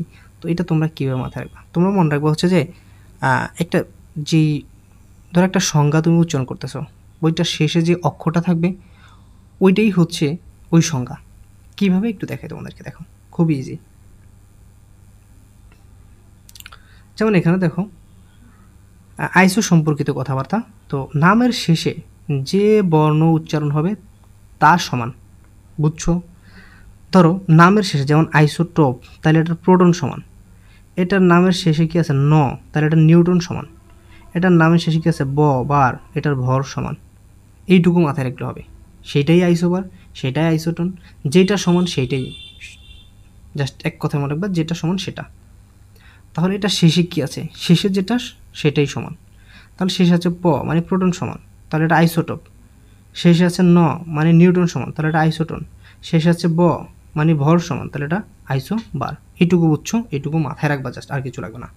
তো দেখো এখানে তোমাদেরকে একটু দেখাই 18 নম্বর প্রশ্ন। দেখো নিচের কোন জোড়া আইসোটোন শেষে কি ভাবে ন, তাহলে এটা কি হবে নিউটন সমান, নিউটন সমান হবে। দেখো কোনটা নিউটন সমান, নিচেরগুলো আমরা জানি প্রোটন, তাহলে এটা কি ভাবে প্রোটন সমান না। এটা শুধু হচ্ছে ভর সমান, তাহলে এটা হবে কি আইসোবার। এটার ভর সমান, এটা হবে আইসোবার। আচ্ছা এটা দেখো নিচে হচ্ছে প্রোটন, তাহলে এটা প্রোটন সমান, এটা হচ্ছে কি বা আইসোটোপ নাকি, এটা হচ্ছে আইসোটোপ। এটা দেখো নিউটন হচ্ছে কি বা ভর মাইনাস প্রোটন, তাহলে 14 থেকে 6 বাদ দাও তোমরা, এখানে কত পাইতেছো? হ্যাঁ 14 থেকে 6 বাদ দিলে 8 পাইতেছো, 16 থেকে 8 বাদ দিলে 8 পাইতেছো। তাহলে এটা হচ্ছে কি বা নিউটন সমান, তাহলে এটা হচ্ছে কি আইসোটোন। আনসার কি বলছে, কোনটি কোন জোড়া আইসোটোপ, আইসোটোন, তাহলে এটাই সঠিক। ক্লিয়ার? আচ্ছা দেখো এটার কিন্তু ভর সমান, তাহলে এটা আইসোবার। একদম সিম্পলি তোমরা হচ্ছে জিনিসটা বলে দিতে পারবা, কোনো সমস্যা নেই। আচ্ছা একটু দেখো তোমরা ডি ব্রোগলির আচ্ছা আরেকটা আছে, আচ্ছা আচ্ছা আচ্ছা আমাদের উপরে আরেকটা রেখে আসছিলাম, সেম সেম সেম সেম। আচ্ছা আইসোবার এটা আমরা শেষ করিনি, 17 নম্বরে আইসোবার। ঠিক আছে, তাহলে কি ভাইয়া বর সমান হবে, তো দেখো এইটার কিন্তু 14 সমান 14 সমান, তো এটাই তো আইসোবার। ক্লিয়ার? এটা আমাদের আর বোঝার বাকি নেই। এটা দেখো এটার বিয়োগফল 8, তাহলে এটা আইসোটন মানে নিউটন সমান। ওকে ওকে, এত কিছু দেখা লাগবে না তোমাদেরকে, এগুলো জাস্ট একটু যেটা বলছিলাম আশা করি তোমরা বুঝছো, ছোটোবেলার জিনিস। ডি ব্রোগলির সমীকরণ নামে পরিচিত কোনটা? ও খুবই একটা গুরুত্বপূর্ণ জিনিস। দেখো এই সমীকরণটা তোমরা একটু মনে রাখবা, lambda is equals to H/mv। ওকে, তো এই জিনিসটা তোমরা মনে রাখবা যে এটা হচ্ছে ডি ব্রোগলির সমীকরণ, এটার মাধ্যমে তোমরা হচ্ছে পদার্থের কণা ধর্ম বের করতে পারবা। ঠিক আছে? ওকে আচ্ছা, তরঙ্গ দৈর্ঘ্য সমীকরণ আছে, বিভিন্ন সমীকরণ আছে, এগুলো তোমরা মোটামুটি দেখতে পারো কাস্টমাইজ করা, তো এটা লাগবে না। তো এটাই মাথায় রাখো, এখানে যে কোনটা ডি ব্রোগলির সমীকরণ নামে পরিচিত এটাই মাথায় রাখো। আচ্ছা বলছে 20 নম্বর প্রশ্নে চলে আসলাম যে কৌণিক ভরবেগের সমীকরণ কোনটা? ছোটোবেলার প্রশ্ন, mv = nh/2π। ওকে, এটা আশা করি সবাই পারো। ক্লিয়ার?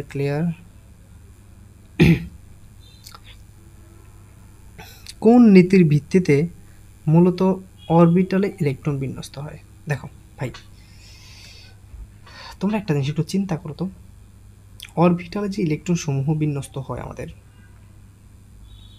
এখানে কয়েকটা নীতি আছে, হুন্ডের নীতি, আউবর নীতি, পলিবর্জ্য নীতি, ভেসপার নীতি।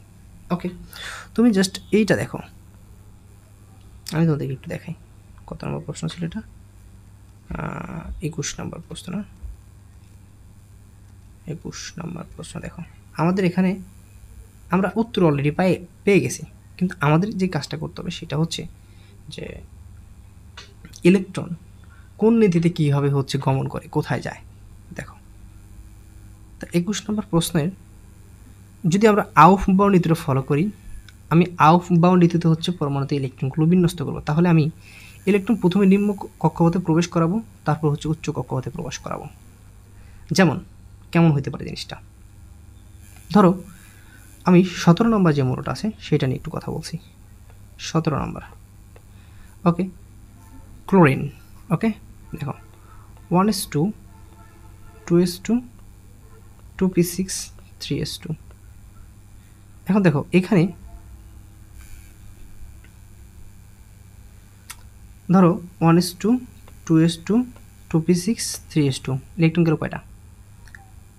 তোমার হচ্ছে মোটামুটি ইলেকট্রন 14টা শেষ।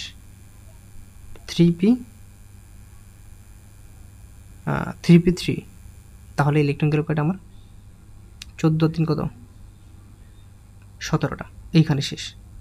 এখন এই যে আমি ইলেকট্রনটা হচ্ছে নিম্ন শক্তি স্তরের থেকে উচ্চ শক্তি স্তরে দিলাম, এখানে তেমন আমার কোনো ডিফারেন্স নাই, এটা আমি যেভাবে ইচ্ছা সেভাবে দিতে পারি। ক্লিয়ার? আচ্ছা, এখন তুমি যদি এইটা ব্যবহার না করে তুমি এখানে ধরো তুমি হচ্ছে 19 নাম্বার যেই মৌলটা আছে ওইটার ইলেকট্রন বিন্যাসটা যদি একটু করো, তাহলে আমি ধরো 18 পর্যন্ত আমি অলরেডি চলে যাব, ঠিক আছে, 3p, এবং 19 নাম্বারে হচ্ছে আমি 4s1-এ যাব। এখন 3d কিন্তু আছে, আমার কাছে ইলেকট্রন আছে একটা, আমি কি 3d-তে যাবো নাকি 4s-এ যাব?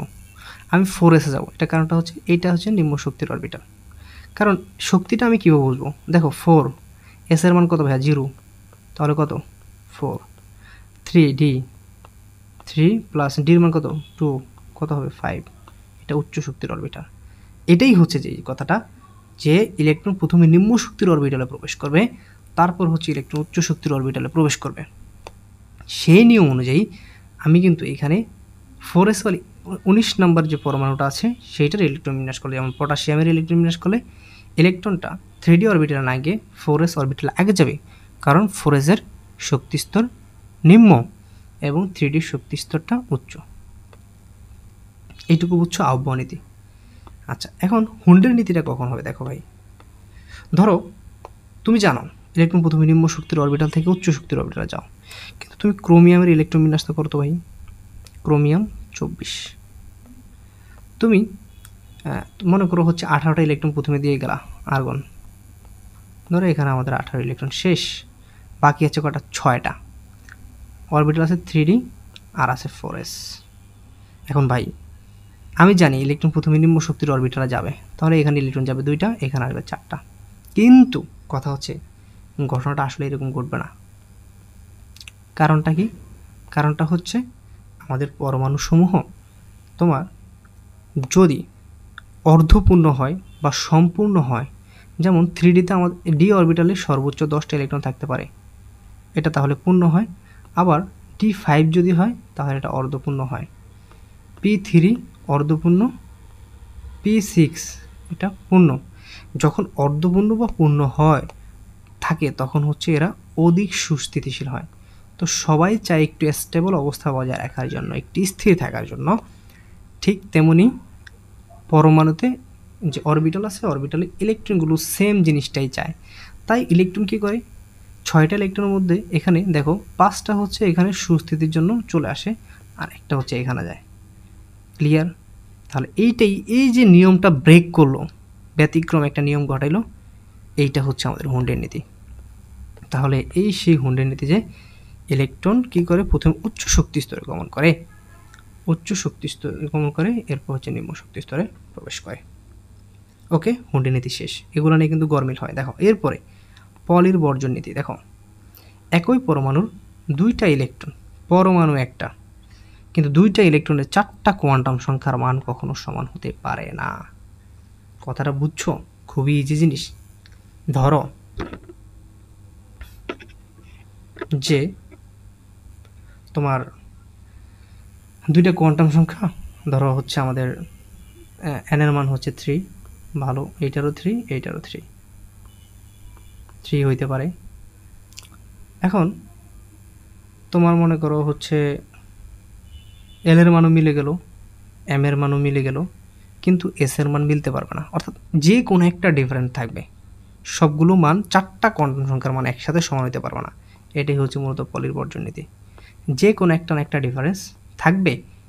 ওকে, আচ্ছা, পরে এরপর হচ্ছে ব্যাসপার থিওরি, সেটা হচ্ছে ধর একটা একটা পরমাণুর যে কেন্দ্রীয় পরমাণু আছে, সেই কেন্দ্রীয় পরমাণুর চারপাশে যে ইলেকট্রন জোড় আছে, সেই ইলেকট্রন জোড় নিজেদের মধ্যে যে প্রতিকর্ষের কারণে যে দূরে সরে যায়, বন্ড পেয়ার এবং লোন পেয়ার ইলেকট্রনের প্রতিকর্ষের কারণে এরা হচ্ছে দূরে সরে যায়। এটাই হচ্ছে মূলত আমাদের ব্যাসপার থিওরি। এখন বিষয়টা হচ্ছে আমাদের এত কিছু লাগবে না, আমাদের জানা লাগবে হচ্ছে এটা।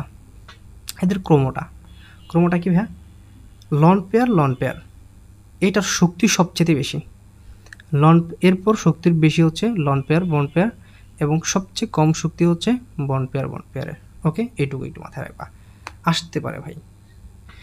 এখন দেখো আমি চলে আসলাম কোথায়, যে কোন নীতির ভিত্তিতে মূলত ইলেকট্রন সমূহ অরবিটালে বিন্যস্ত হয়। এখন আমাদের মেইন যে নীতিটা, প্রথম প্রাথমিক যে কথাটা, সেটাই হচ্ছে মূলত আমাদের আউবাউ নীতি। এটাই হচ্ছে মূলত এই জন্য আনসার।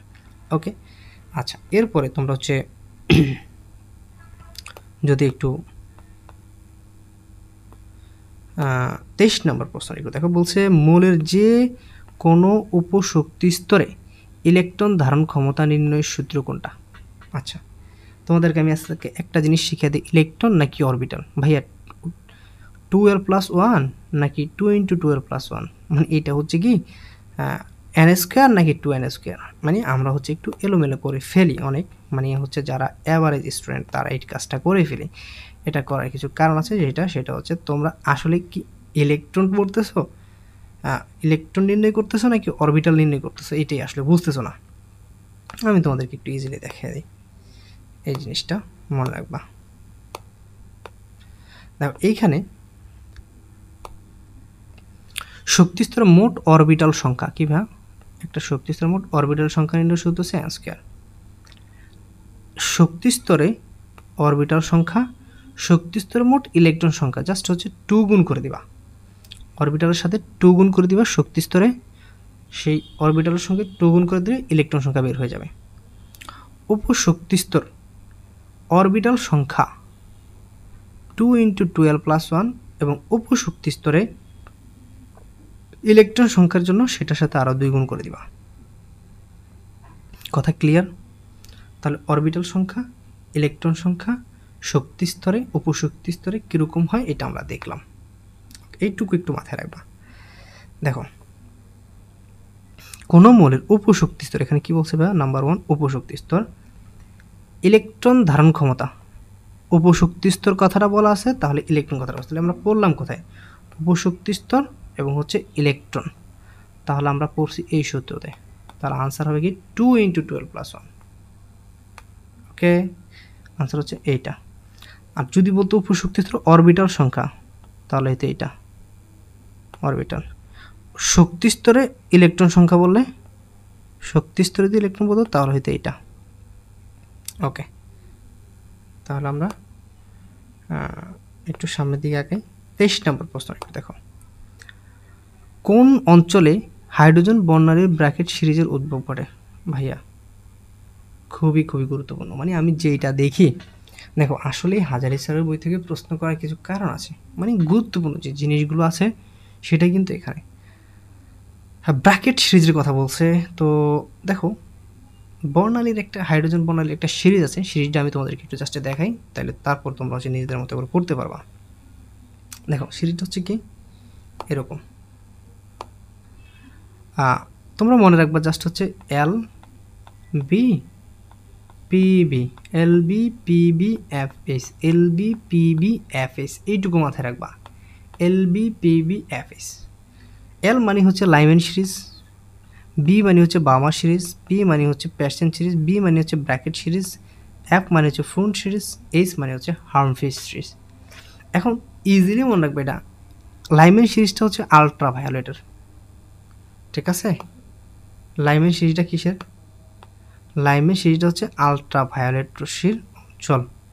শেষ কথা, শেষ, ক্লিয়ার। এরপরে যেটা আছে সেটা হচ্ছে আমাদের বার্মা সিরিজ, এটা হচ্ছে ভিজিবল, বিতে বার্মার, বিতে ভিজিবল, আর বাকি যা আছে সব হচ্ছে আই আর বা হচ্ছে অবলোহিত।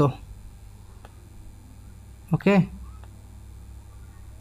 একটু মাথায় রাখবা, লাইম্যান সিরিজ হচ্ছে আলট্রা ভায়োলেট, আর বার্মার হচ্ছে ভিজিবল, আর বাকি যারা আছে নিচের দিকে সব হচ্ছে ইনফ্রারেড বা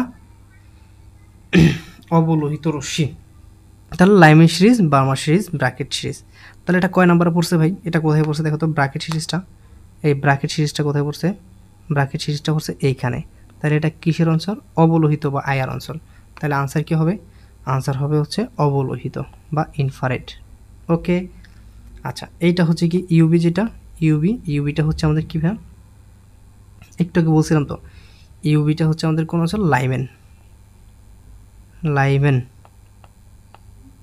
আচ্ছা লাইমেন সিরিজ। আর দৃশ্যমান যেটা, এটা ছিল কীভাবে, ভিজিবল। ওকে, দৃশ্যমান বা ভিজিবল ছিল কোনটা, লাইমেন সিরিজ। আচ্ছা আচ্ছা আচ্ছা, এগুলো দেখো তো, আলট্রা ভায়োলেট। আর হচ্ছে ভিজিবল ছিল কোনটা ভাইয়া, বার্মার সিরিজটা। এটা হবে আমাদের বার্মার। ওকে, লাইমেন সিরিজ বার্মার। আর বাকি যারা আছে সব হচ্ছে অবলোহিত অঞ্চলের। ওকে আচ্ছা, এখন 24 নম্বর প্রশ্নটা একটু দেখো, বলছে DXY অরবিটালে কয়টি লোব থাকে? খুব সুন্দর প্রশ্ন। দেখো আমরা লোব যদি আমরা একটু বের করতে চাই, তাহলে আমরা হচ্ছে এইভাবে বের করতে পারি, যে এটা নোডাল থেকে আমরা একটু বের করার ট্রাই করবো। দেখো তো ভাইয়া, দেখো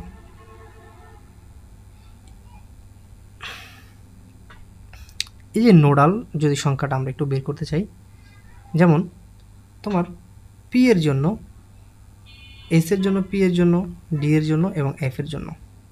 তো এস এর জন্য আমাদের হচ্ছে এল এর মান 0, এটা আমরা জানি, একটু তোমাদেরকে বলছিলাম যেটা কাজে লাগবে।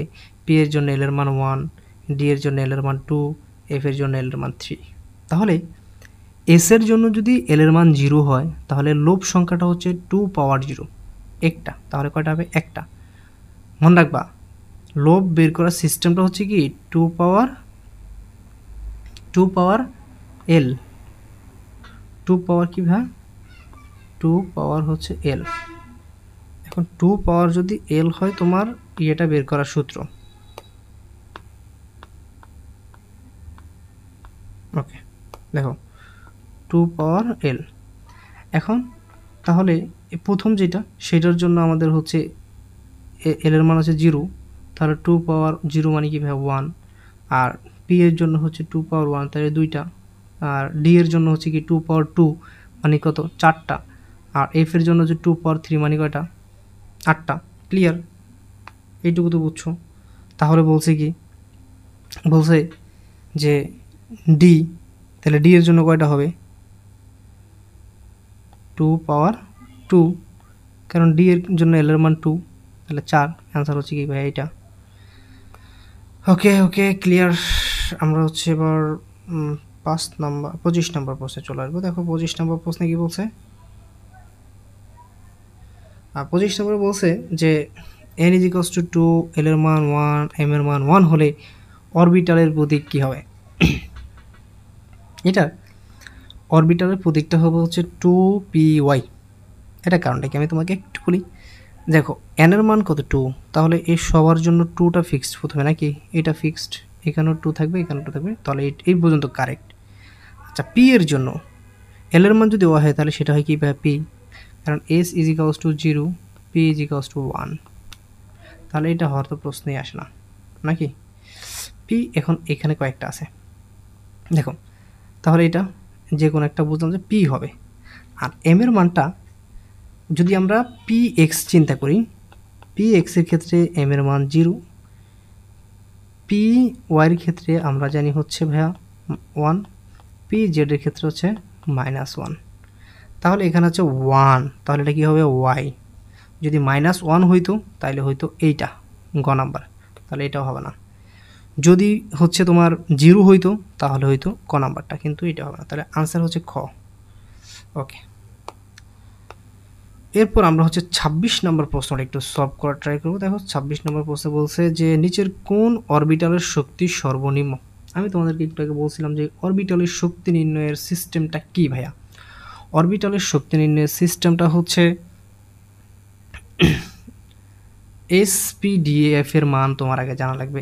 S = অনেকবার বলছি 0, P = 1, D সমান হবে 2, F সমান 3, এটা জানো। তাহলে দেখো 3D, তাহলে D এর মান কত ভাই, D এর মান হচ্ছে 2, তাহলে 3 প্লাস হচ্ছে 2 = এটার মান হবে 5, 4 প্লাস হচ্ছে S এর মান 0, তাহলে এটা হবে 4, প্লাস হচ্ছে পি এর মান কত ভাইয়া 1 সমান সমান হবে 5, 3 প্লাস হচ্ছে সি এস এর মান 0। ওকে, 0 হলে এটার মান হবে কত ভাইয়া? এটার মান হবে 3। তাহলে সবচেয়ে নিম্ন শক্তি স্তর হচ্ছে গ নাম্বার এটা।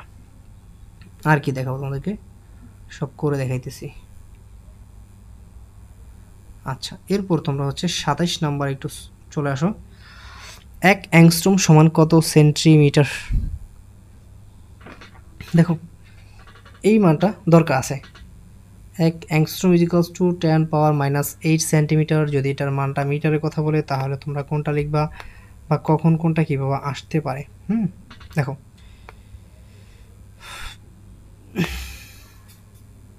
তোমরা আমি তোমাদেরকে একটা মান দেখাইছিলাম যে কত নম্বরে জানি মানটা দেখাইছিলাম, 15 নম্বর প্রশ্ন দেখাইছিলাম। একটু দেখো এই মানটা, দেখো একটা প্রশ্ন যে আরেকটা জায়গায় লাগে দেখছো, ভুল ব্যাসার্ধের মানের ক্ষেত্রে আমরা একটা মান দেখাইছিলাম, সেই ক্ষেত্রে কিন্তু অ্যাংস্ট্রোম এর এই মানটা হচ্ছে আমরা বলছিলাম। তাহলে সেন্টিমিটারের মান হবে এইটা, মিটারের মান হবে এইটা। ওকে, তো সেখান থেকেও কিন্তু তোমরা চাইলে এটা বের করতে পারো। এটাই জাস্ট আমি দেখাতে চাইছিলাম। আচ্ছা, এরপরে 28 নাম্বার দেখো, বলছে বামার সিরিজে n = 2 হলে তরঙ্গ দৈর্ঘ্য কত হয়? ভাই এগুলো আসলে মেডিকেল ভর্তি পরীক্ষা আসে না, খুবই বড় প্রশ্ন। এগুলো তুমি হচ্ছে সলভ করতে পারবে না কখনোই, ঠিক আছে? তো এগুলোর তুমি যদি জাস্ট হচ্ছে বলো যে এটা তুমি কোন সূত্রের সাহায্যে সলভ করবে, তাহলে তোমাকে বলতে পারি যে এটা হচ্ছে তোমার আর এইচ ইন্টু তুমি হচ্ছে 1/n1 sorry 1/n1 square minus হচ্ছে 1/n2 স্কোয়ার। এই সূত্রটার সাহায্যে তুমি হচ্ছে এটা করবে। ওকে, মান বসালে যদি তোমার ভার্সিটির জন্য দরকার হয় বা বুয়েটের জন্য, তাহলে হচ্ছে তোমরা এই সূত্রটা বসাই করতে পারো। আচ্ছা, এবার 29 নম্বর প্রশ্ন দেখো, বলছে ভাইয়া তৃতীয় শক্তি স্তরের জন্য MV এর মান নিচের কোনটি? দেখো আমরা জানি MVR ইজিক্যালস টু হচ্ছে NH/2 পাই। এখন শক্তি স্তর কয় নাম্বারটা? 3 নাম্বারটা। n এর মান কত? 3, H/2 পাই। এটা সঠিক। এগুলো খুবই ইজি। কোন মতবাদের পরমাণুকে সৌরজগতের সাথে তুলনা করেছে? খুবই সুন্দর, রাদারফোর্ড পরমাণু মডেল এই কথাটা বলছিল। 31 নম্বর বলছে বিকিরিত আলোর তরঙ্গ রশ্মির দৈর্ঘ্য এত ন্যানোমিটার হলে এর ফ্রিকোয়েন্সি বা কম্পাঙ্ক কত? ওরে ভাই এগুলো আসলে দরকার নাই, ঠিক আছে?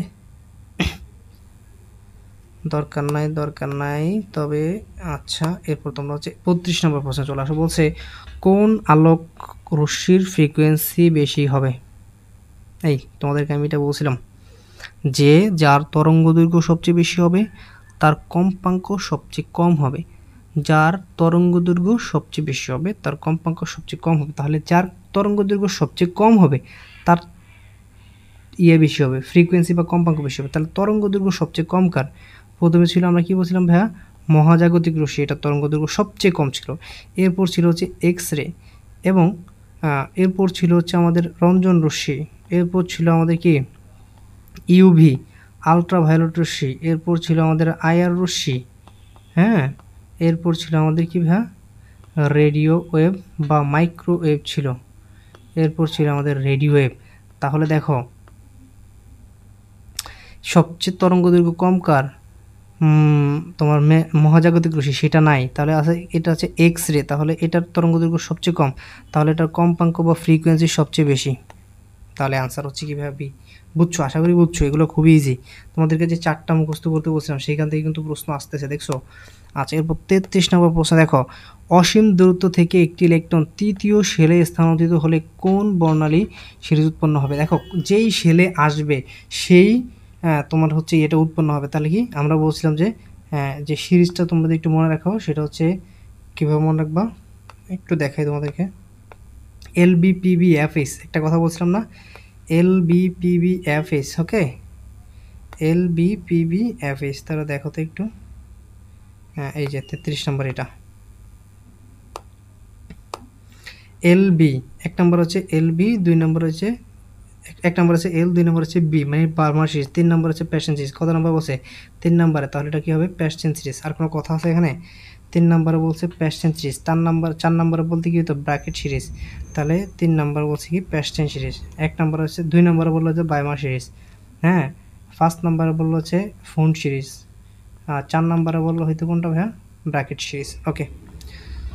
34 নম্বর প্রশ্নে বলছে ইলেকট্রন বিন্যাসের সাধারণ নিয়মের ব্যতিক্রম দেখায় কোনটা? ভাই একটু আগে তোমাদেরকে দেখাইছিলাম যে যখন একটা জিনিস প্রথম হচ্ছে ইলেকট্রন আহ্বানিত অনুসরণ করে, তবে কিছু কিছু সময় এরা হচ্ছে স্থিতিশীলতার আশায় এরা কী করে? ইলেকট্রন তোমার শক্তি অরবিটালটাকে অর্ধপূর্ণ করে, অর্ধপূর্ণ করার কারণে সেটা হচ্ছে ইলেকট্রনের সাধারণ নিয়মের ব্যতিক্রম ঘটে। এই সিরিয়ালে আছে কারা কারা? এই সিরিয়াল আছে কপার, ক্রোমিয়াম, কপার, সিলভার, এই 3টা মৌল আছে। ঠিক আছে, এই 3টা মৌল কিন্তু এই সিরিয়ালে আছে। তাহলে আমাদের এখানে কোনটা আছে? ক্রোমিয়াম আছে। তাহলে এটাই হচ্ছে আনসার। এগুলার দেখাবো না, এগুলো অনেক আগের জিনিস। আচ্ছা, এরপর বলছে 35 নম্বর, নিচের কোন অরবিটাল বক্স পদ্ধতিতে আউফবাউ নীতি মানা হয়নি? আচ্ছা দেখো, এখানে 2s এর পর 2p আমরা জানি 1s2, দেখো একটু 1s2, 2s2, 2p, তারপর হচ্ছে 3s, 3p, 3d, 4s, নাকি এইভাবে আমরা জানি না। এখন দেখো ভাই এইখানে তোমার ক নাম্বারে দেখো 1s, 2s, তারপর 2p, হ্যাঁ এটা যাইতেই পারে। আচ্ছা, এরপর 3s এর পর 3p, হ্যাঁ পসিবল, এটাও হইতে পারে। তাহলে এটাও বক্স পদ্ধতি মানা হয়েছে, এটাও মানা হয়েছে, তাহলে এগুলো সঠিক হবে না। দেখো 5s, 5s এর পর কি 5p হইতে পারে? দেখো তো ভাই 5s, না এটা 5s এর পর 5p হইতে পারে না। কারণ দেখো 5s মানে কি ভাই? এটার শক্তি স্তরের মান হচ্ছে 5। এরপরে কি কি আছে দেখো, 5p বলছে না? 5p মানে কি? 5p মানে হচ্ছে এটার মান হচ্ছে 6, এটার শক্তি স্তরের মান হচ্ছে কি ভাই? 6। এখন আমাদের 5-এর পরে 3d আছে, 3dর শক্তি স্তরের মান কত? 5। 4s এর শক্তি স্তরের মান কত ভাই? দেখ 4s এর মানটাও ধরলাম 4s এর মান। তবে যদি আমরা 4p কে ধরি, একটু দেখো ভাই, 4s না ধরি আমরা, 4p কে ধরি আমরা, 4p, এটা কত হইতেছে? 5। এখন দেখো এই 5p এর শক্তিস্তর নাম্বার হচ্ছে 6, শক্তিস্তর হচ্ছে 6, এটার শক্তির এটা হচ্ছে 6, আর এখানে 5 আছে, এইটাও 5 আছে। তাহলে ইলেকট্রনটা তো 5s-এ যাওয়ার পরে যদি 5s-এ যায়ও, তাহলে ইলেকট্রন তো 4p আগে হচ্ছে যাইতে হবে, তার মানে নিম্ন শক্তিতে যাইতে হবে, তারপরে 3d-তে যাইতে হবে। এখন এগুলো যাবে, তারপর হচ্ছে কি করবে? তারপর হচ্ছে সে হচ্ছে আমাদের 5p-তে যাবে। তাহলে এই যে একটা নিয়ম আহ্বান নীতি, মানে নিম্ন শক্তিস্তর থেকে উচ্চ শক্তিস্তরে গমন করবে, এই জিনিসটা কিন্তু এখানে মানা হয়নি, এই জন্য এটা সঠিক। ওকে, আচ্ছা দেখো 36 নম্বর বলছে M3+ আয়নে 23টি ইলেকট্রন থাকলে M এর পারমাণবিক সংখ্যা কত? দেখো M3+ আয়নে 23টি ইলেকট্রন থাকলে মানে বর্তমানে 23টি ইলেকট্রন আছে, বর্তমানে আছে কত? 23। তাহলে M3+ আয়নে M3 অবস্থায় আছে 23, সে তাহলে তার 3+ মানে 3টা সে ছেড়ে দিছে, তাহলে 3টা ছাড়ার আগে তার ছিল কত? 26 নাকি? তাহলে অ্যান্সার হচ্ছে কখ। এইটা আর তোমাকে বোঝানো লাগবে? তারপর যদি বুঝতে চাও আমি তোমাদেরকে বুঝাই। আচ্ছা দেখো এই যে 36 নম্বরটা, তোমাদের ইলেকট্রন ছিল 34টা, বর্তমানে আছে 23টা, তাহলে ছাড়ছে 3টা, M3+, তাহলে তার ইলেকট্রন সংখ্যা 26। আচ্ছা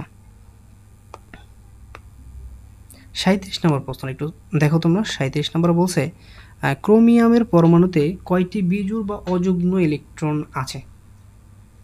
দেখো খুবই সুন্দর একটা জিনিস, সুন্দর একটা প্রশ্ন। তুমি একটু ফলো করো যে ক্রোমিয়ামের যে ইলেকট্রন বিন্যাসটা আমরা দেখি সাধারণত, সেটা আমি তোমাদেরকে একটু দেখাই, যে ব্যতিক্রম ইলেকট্রন বিন্যাসটা। ওকে, ক্রোমিয়াম না 24, তাহলে আর্গন পর্যন্ত আসলে কয়টা হবে? আর্গন পর্যন্ত আসলে আমাদের 18টা শেষ নাকি, বাকি আছে কয়টা? 6টা। অরবিটাল আছে D4s, একটু আগে দেখাইছি আমি এটা। এইখানে যাবে 5টা, কারণ সে হচ্ছে স্থির থাকতে চায়। এইখানে আসবে একটা। তাহলে দেখো এইটাতে এই ইলেকট্রনটা হচ্ছে বিজোড়, অযুগ্ম। কারণ কি, এসের জন্য আমরা জানি যে এরকম বক্সে একটা, তাহলে সে বিজোড় আছে নাকি। আর এইখানে তোমার গড় হয় 5টা, ঠিক আছে না? 5টা হওয়ার পরে কি হয়, প্রথমে একটা একটা করে বসে। তাহলে আমি এখান থেকে একটা একটা করে বসাইলাম। আর কি আমার ইলেকট্রন আছে? 5টা শেষ, 5টা শেষ, এখানে একটা শেষ। তাহলে এইটাও বিজোড় আছে, এইটাও বিজোড় আছে। টোটাল কয়টা ভাইয়া? 6টা বিজোড়। কথা কি বুঝছো? দেখো বুঝছো কি না, দেখো আমার একটু কথাটা বুঝো, যে ক্রোমিয়ামের পরমাণুতে কয়টি অযুগ্ম ইলেকট্রন আছে? তো সবগুলোই তো অযুগ্ম, 6টা। সর্বশেষ শক্তিস্তর অযুগ্ম ইলেকট্রন 6টা। 38 নম্বর দেখো, নিচের কোন পরমাণুতে ডি অরবিটালে ইলেকট্রন আছে? এটা কি বলবো? পটাশিয়ামের ইলেকট্রন বিন্যাসটা একটু দেখবা, পটাশিয়াম, ক্যালসিয়াম, এগুলো ইলেকট্রন বিন্যাসটা তোমাকে আমি দেখে করে রাখছিলাম মনে হয়, হ্যাঁ করা থাকলে অবশ্যই দেখতে পারবা।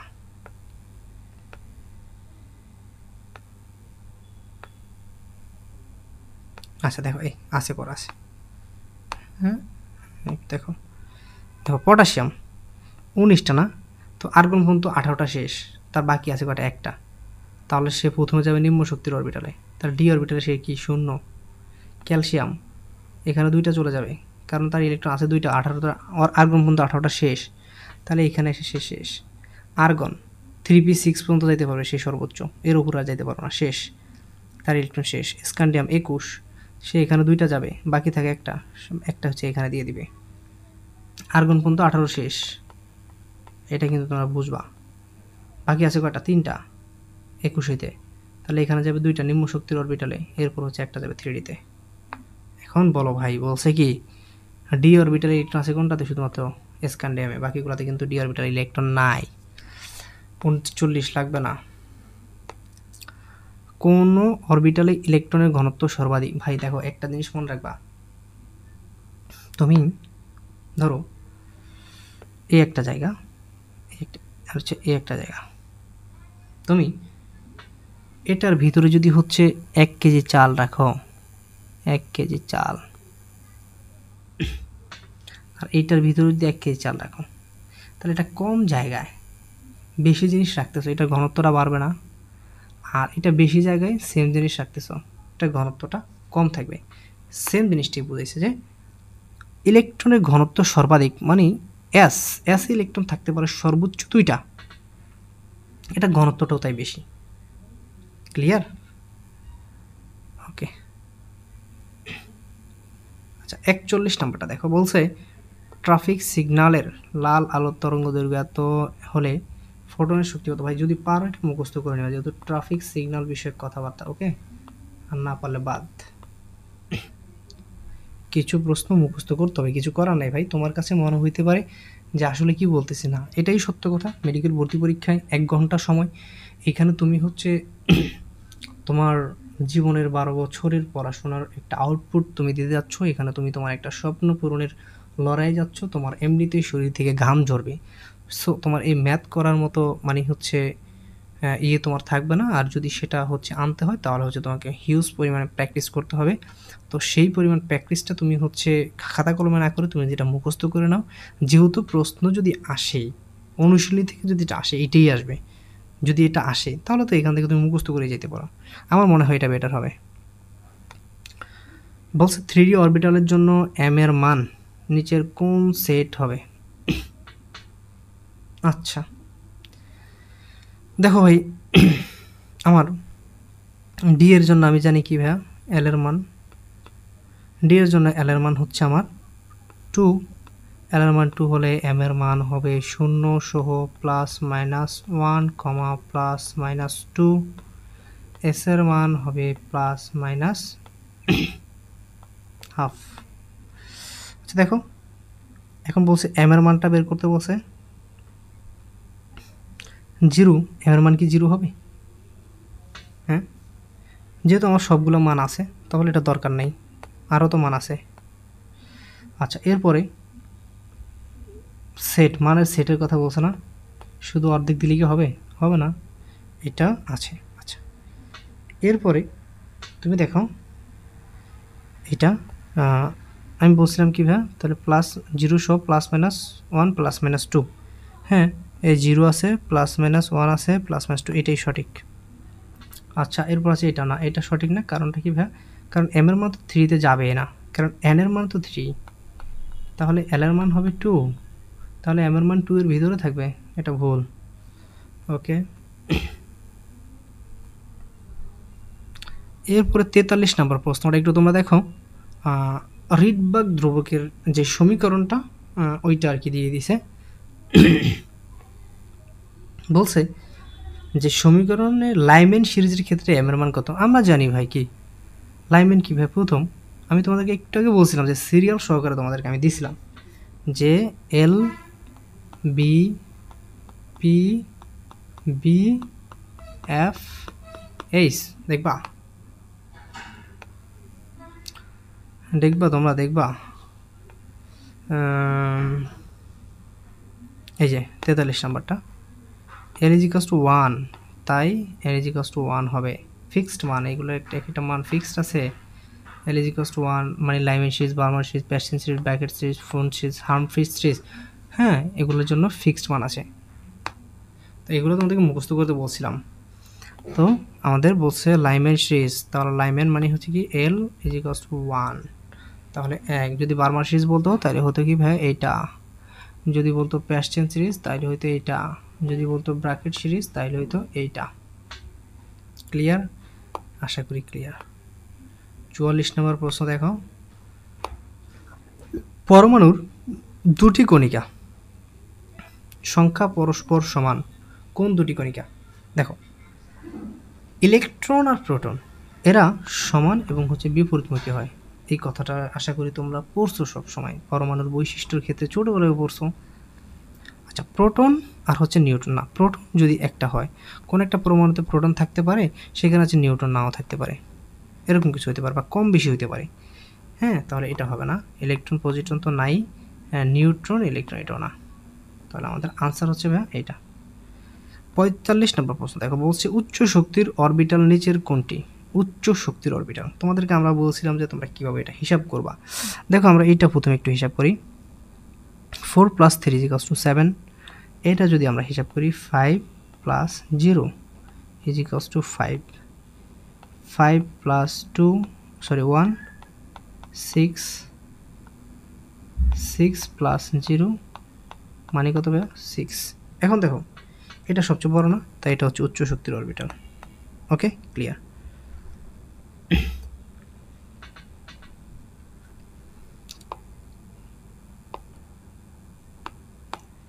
এরপর আমরা 46 নাম্বারটা একটু দেখব। 46 নাম্বার বলছে পি অরবিটালের আকৃতি নিচের কোনটা? দেখো এটা তোমাদেরকে একটু দেখাই যে এস পি ডি এফ এদের এক একটা আকৃতি আছে। এস অরবিটাল হচ্ছে গোলাকার, পি অরবিটাল হচ্ছে কি ভাইয়া ডিম্বাকার, হ্যাঁ এস গোলাকার, পি ডাম্বেলাকার, ডি ডাবল ডাম্বেলাকার, এফ হচ্ছে জালিকার নাই, হ্যাঁ এরকম আর কি। তো এগুলো একটু মুখস্থ করে নেবে, এগুলো সব আমাদের লেখা আছে, পিডিএফ করা আছে, কোনো সমস্যা নেই। প্রত্যেকটা প্রশ্নের হচ্ছে ব্যাখ্যা পিডিএফে আছে। 47 নম্বর দেখো, বলছে পারমাণবিক সংখ্যাযুক্ত মৌলের পি ব্লকভুক্ত, নিচের পারমাণবিক সংখ্যাযুক্ত মৌলের কোনটি পি ব্লকভুক্ত? আচ্ছা এখন ভাই দেখো এটা 3 নাম্বার, তুমি জানো 1s2 2s1, এটার ভিতরে এটা এস ব্লকে পড়ে যাবে, তাহলে এটা সঠিক না।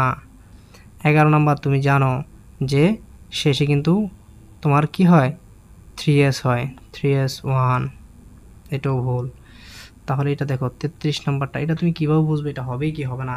43ও আছে 33ও আছে। দেখো 33 নাম্বারটা তুমি যদি একটু দেখো এটা কীভাবে হবে, তোমাকে আমি একটু দেখাই। তোমাকে আমি একটা জিনিস শিখাইছিলাম যে তুমি যদি গ্রুপ নাম্বারটা নির্ণয় করার যে একটা সিস্টেম শিখাইছিলাম যে হিলিয়াম, নিয়ন, আর্গন, ক্রিপ্টন, জ্যানন, রেডন, তাহলে 33-এর আগে, 33-এর পরে, 33-এর পরে হচ্ছে কি ভাইয়া ক্রিপ্টন, আর 33-এর আগে কি আছে, 33-এর আগে হচ্ছে আমাদের আর্গন। হ্যাঁ, এটা হচ্ছে কত, 18, আর্গন 18।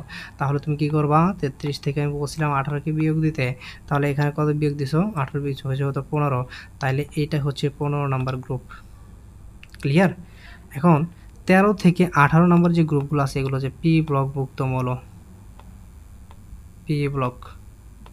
সো আমাদের 15 নাম্বার যেহেতু পি ব্লকভুক্ত মৌল, তাই এটা 15 নাম্বার গ্রুপ, এটাও পি ব্লকভুক্ত মৌল। এটা বুঝছো কিনা দেখো তো, আশা করি বুঝছো। এরপর দেখো 48 নাম্বার বলছে নিচের কোন মৌলের ইলেকট্রন বিন্যাসে হুন্ডের নিয়ম প্রযোজ্য নয়। হুন্ডের নিয়ম প্রযোজ্য নয় কোনটাতে ভাইয়া, হুন্ডের নিয়ম প্রযোজ্য নয়। দেখো এখানে আমরা জানি হুন্ডের নিয়ম অনুযায়ী ইলেকট্রন নিম্ন শক্তির অরবিটাল থেকে উচ্চ শক্তির অরবিটালে প্রবেশ করে। তাহলে দেখো এইটার ক্ষেত্রে কি হুন্ডের নিয়ম প্রযোজ্য, এটা তো আহ্বায়ক নীতি অনুযায়ী চলবে, তাহলে এটা সঠিক না, এটা সঠিক না, এটাও সঠিক না, এটার ক্ষেত্রে হুন্ডের নিয়ম প্রযোজ্য না, কারণ এটা সালফার। আচ্ছা, তাহলে এটা হচ্ছে তোমার ব্যতিক্রমী, মানে এত উপরে যায় না। এখন 16 নাম্বার মাত্র। এখন এইটা স্টেবল, ক্রোমিয়াম কিন্তু স্থির অবস্থায় থাকতে চায়, 3d5 হইতে চায় এবং 4s1 হইতে চায়, তাহলে এটার ক্ষেত্রে কিন্তু হুন্ডের নিয়ম প্রযোজ্য হয়। আমার মনে হয় প্রশ্নটা ভুল দিছে। যাই হোক, তারপর এগুলো মুখস্থ করে নেবে, কারণ এই যে যারা প্রশ্নটা করবে না তারা কিন্তু এত কিছু দেখবে না, তারা জাস্ট হচ্ছে অপশন যেটা যেভাবে আসে সেইভাবে উঠিয়ে দিবে, ভুল হইলে ভুল হোক। মেডিকেল ভর্তি পরীক্ষায় কিন্তু প্রশ্নগুলো এরকমই হয়, একদম হুবহু উঠিয়ে দেয়। হ্যাঁ, তো তুমি কি করো, তুমি হচ্ছে যে একটা ভুলভাল দাগে আসো, কারণ তোমার তো এটা মাথা নেই। তো এগুলা তোমরা হচ্ছে একটু মনে রাখবা, এগুলা একটু মনে রাখবে, এগুলো হচ্ছে স্পেশাল, ঠিক আছে? এখন এটাকে তুমি এটা তুমি হুন্ডের নিয়ম প্রযোজ্য হয় এটার ক্ষেত্রে, এখন তুমি 9 পড়তে হইতেছে। কারণটা কি? কারণটা হচ্ছে ওরা হচ্ছে কোনো প্রশ্নই হচ্ছে ওরা মাথা খাটিয়ে করে না, ডাক্তাররা। ওনারা হচ্ছে কি করে, ওনারা জাস্ট হচ্ছে প্রশ্নগুলো এমনিতে উঠিয়ে দেয়, ঠিক আছে? তো যেহেতু এই বই থেকে প্রশ্ন আসে, এগুলো একটু মাথায় রাখবা, এগুলো একটু দেখে রাখবে, এগুলো হচ্ছে স্পেশাল প্রশ্ন, ঠিক আছে? ওকে,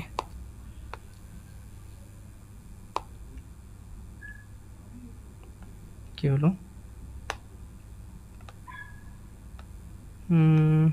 আচ্ছা আচ্ছা, যাই হোক, আমরা হচ্ছে 49 নাম্বারে চলে যাব। ভাইয়া তরঙ্গ সংখ্যা, আমি বলছিলাম যে তরঙ্গ সংখ্যা তোমাদেরকে দেখাইছিলাম, তরঙ্গ সংখ্যা কোন রশ্মির ক্ষেত্রে বেশি হয়।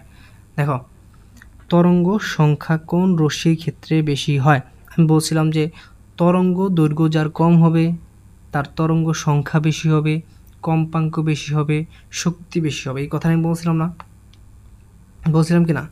এই কথাটা আমি বলছিলাম কত নম্বর প্রশ্নের ব্যাখ্যায়, 4 নম্বর প্রশ্নের ব্যাখ্যা আমি এই কথাটা বলছিলাম। দেখো তুমি একটু দেখো, তাহলে দেখো এই যে এখানে কিন্তু আমি কথাটা বারবার বলছিলাম যে তরঙ্গ দৈর্ঘ্য কী হবে ভাইয়া, তরঙ্গ দৈর্ঘ্য যদি বাড়ে শক্তি কমে, কম্পাঙ্ক কমে, সংখ্যা কমে, মানে সব কিছু তরঙ্গ দৈর্ঘ্যের ব্যস্তানুপাতিক, ঠিক আছে? এই জিনিসটা আমি তোমাদেরকে বলছিলাম। এখন তরঙ্গ সংখ্যা কোন রশ্মির ক্ষেত্রে বেশি হয়, কারণ তরঙ্গ সংখ্যা ওই রশ্মির বেশি হবে যার তরঙ্গ দৈর্ঘ্য কম, ঠিক আছে? এখন ভাই তরঙ্গ দৈর্ঘ্য কম কার, সবচেয়ে নিচের যেই মৌলটা সেটা মহাজাগতিক রশ্মি, তারপর হচ্ছে এক্স রে। হ্যাঁ, এর এক্স রে, তাহলে এটাই হচ্ছে সঠিক আনসার, কারণ এটার তরঙ্গ দৈর্ঘ্য সবচেয়ে কম, তাই এর কী হবে ভাইয়া, তরঙ্গ সংখ্যা বেশি হবে। ওকে, 50 নম্বর প্রশ্ন দেখো, বলছে নিচের কোন মৌলের ইলেকট্রন বিন্যাস সাধারণ নিয়মের ব্যতিক্রম ঘটে। আমি তোমাদেরকে বলছিলাম একটু মুখস্থ রাখবা, ক্রোমিয়াম, কপার, সিলভার। হ্যাঁ, এই মৌলগুলো তোমরা একটু মুখস্থ রাখবা, এগুলো ইলেকট্রন বিন্যাস সাধারণ নিয়মের ব্যতিক্রম ঘটে। সিলভার চলে আসছে, তুমি এটা ইলেকট্রন বিন্যাস করবা কখন আর দিবা কখন, ঠিক আছে? আচ্ছা, এরপর দেখো বলছে আইসোটোনের উদাহরণ, বলছিলাম যে যদি পরমাণুর শেষে যে তোমার হচ্ছে যেটা যে অক্ষরটা আসবে মানে হচ্ছে মানে হচ্ছে কি নিউটন সমান, তাহলে সেটাই হবে। তো দেখো আমাদের এখানে কোনটা নিউটন সমান, দেখো এটার হচ্ছে ভর সমান, উপরেরটা হচ্ছে ভর, তাহলে এটা হচ্ছে কি ভাই আইসো বার হবে, এটা হবে বার। আচ্ছা দেখো এইটার ক্ষেত্রে তোমরা একটু দেখো যে যদি তুমি 40 থেকে 18 বিয়োগ করো কত হবে ভাইয়া? 22। এটা হবে কত ভাইয়া? 20। তাহলে এটাও না, এটাও কিন্তু ভাইয়া আইসো বার। আচ্ছা এরপরে তাহলে এটাও হইলো না, এটাও হইলো না। এটাতে দেখো বিয়োগ করতেছো, এটাও কিন্তু হইতেছে না। এইটাতে দেখো 31 থেকে 15 বিয়োগ করলে 16, আর 32 থেকে 16 বিয়োগ করলে 16। তাহলে এটা কিন্তু ভাই আমাদের আইসোটন, এটা নিউটন সমান, বিয়োগফল সমান মানে নিউটন সমান। এরপর আমরা 52 নম্বর প্রশ্ন একটু দেখবো। বলছে নিচের কোন আয়নটি অধিক স্থিতিশীল হবে? ওকে ভাই, অধিক স্থিতিশীল হবে কোনটা বলো? অধিক স্থিতিশীল হবে আমাদের কি আয়রন 2+, মানে কি ভাইয়া? আয়রন 2+ মানে হচ্ছে ক্রোমিয়াম, আর হচ্ছে নিকেল 2+, কপার 1+, কপার 2+। এটা আমাদের হচ্ছে কপার 2+ হচ্ছে অধিক স্থিতিশীল হবে। এটার কারণটা কি একটু দেখি একটু। এখন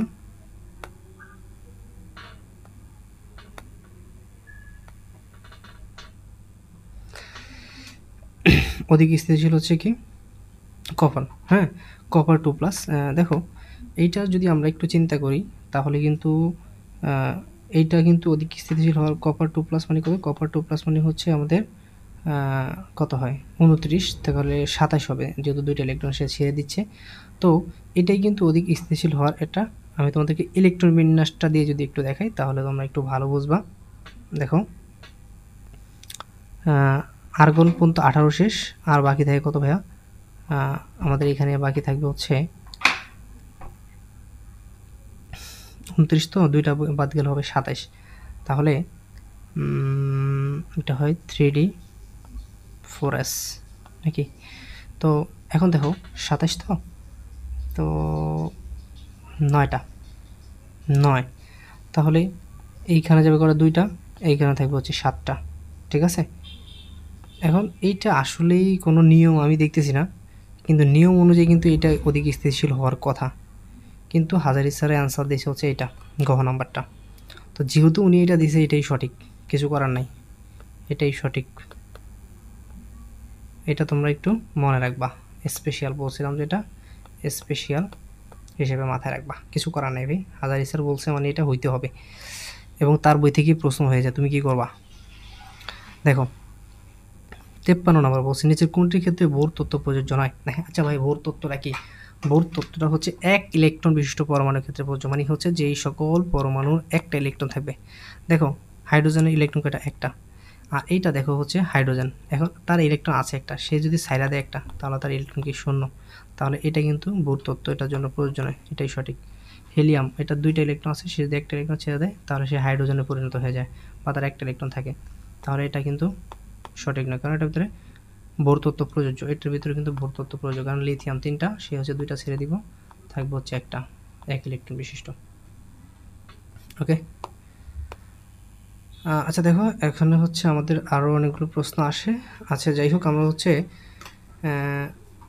আরেকটা ভিডিওর মাধ্যমে হচ্ছে আমরা বাকি প্রশ্নগুলো সলভ করে দেবো, ওগুলো হচ্ছে বেশি সময় লাগবে না, অল্প সময়ের ভিতরে হয়ে যাবে। এটা একটু বড়, তাই হচ্ছে একটু মানে প্রথমে যে আমাদের কনসেপ্টটা জেনারেশন করেছি সেজন্য একটু সময় লাগছে।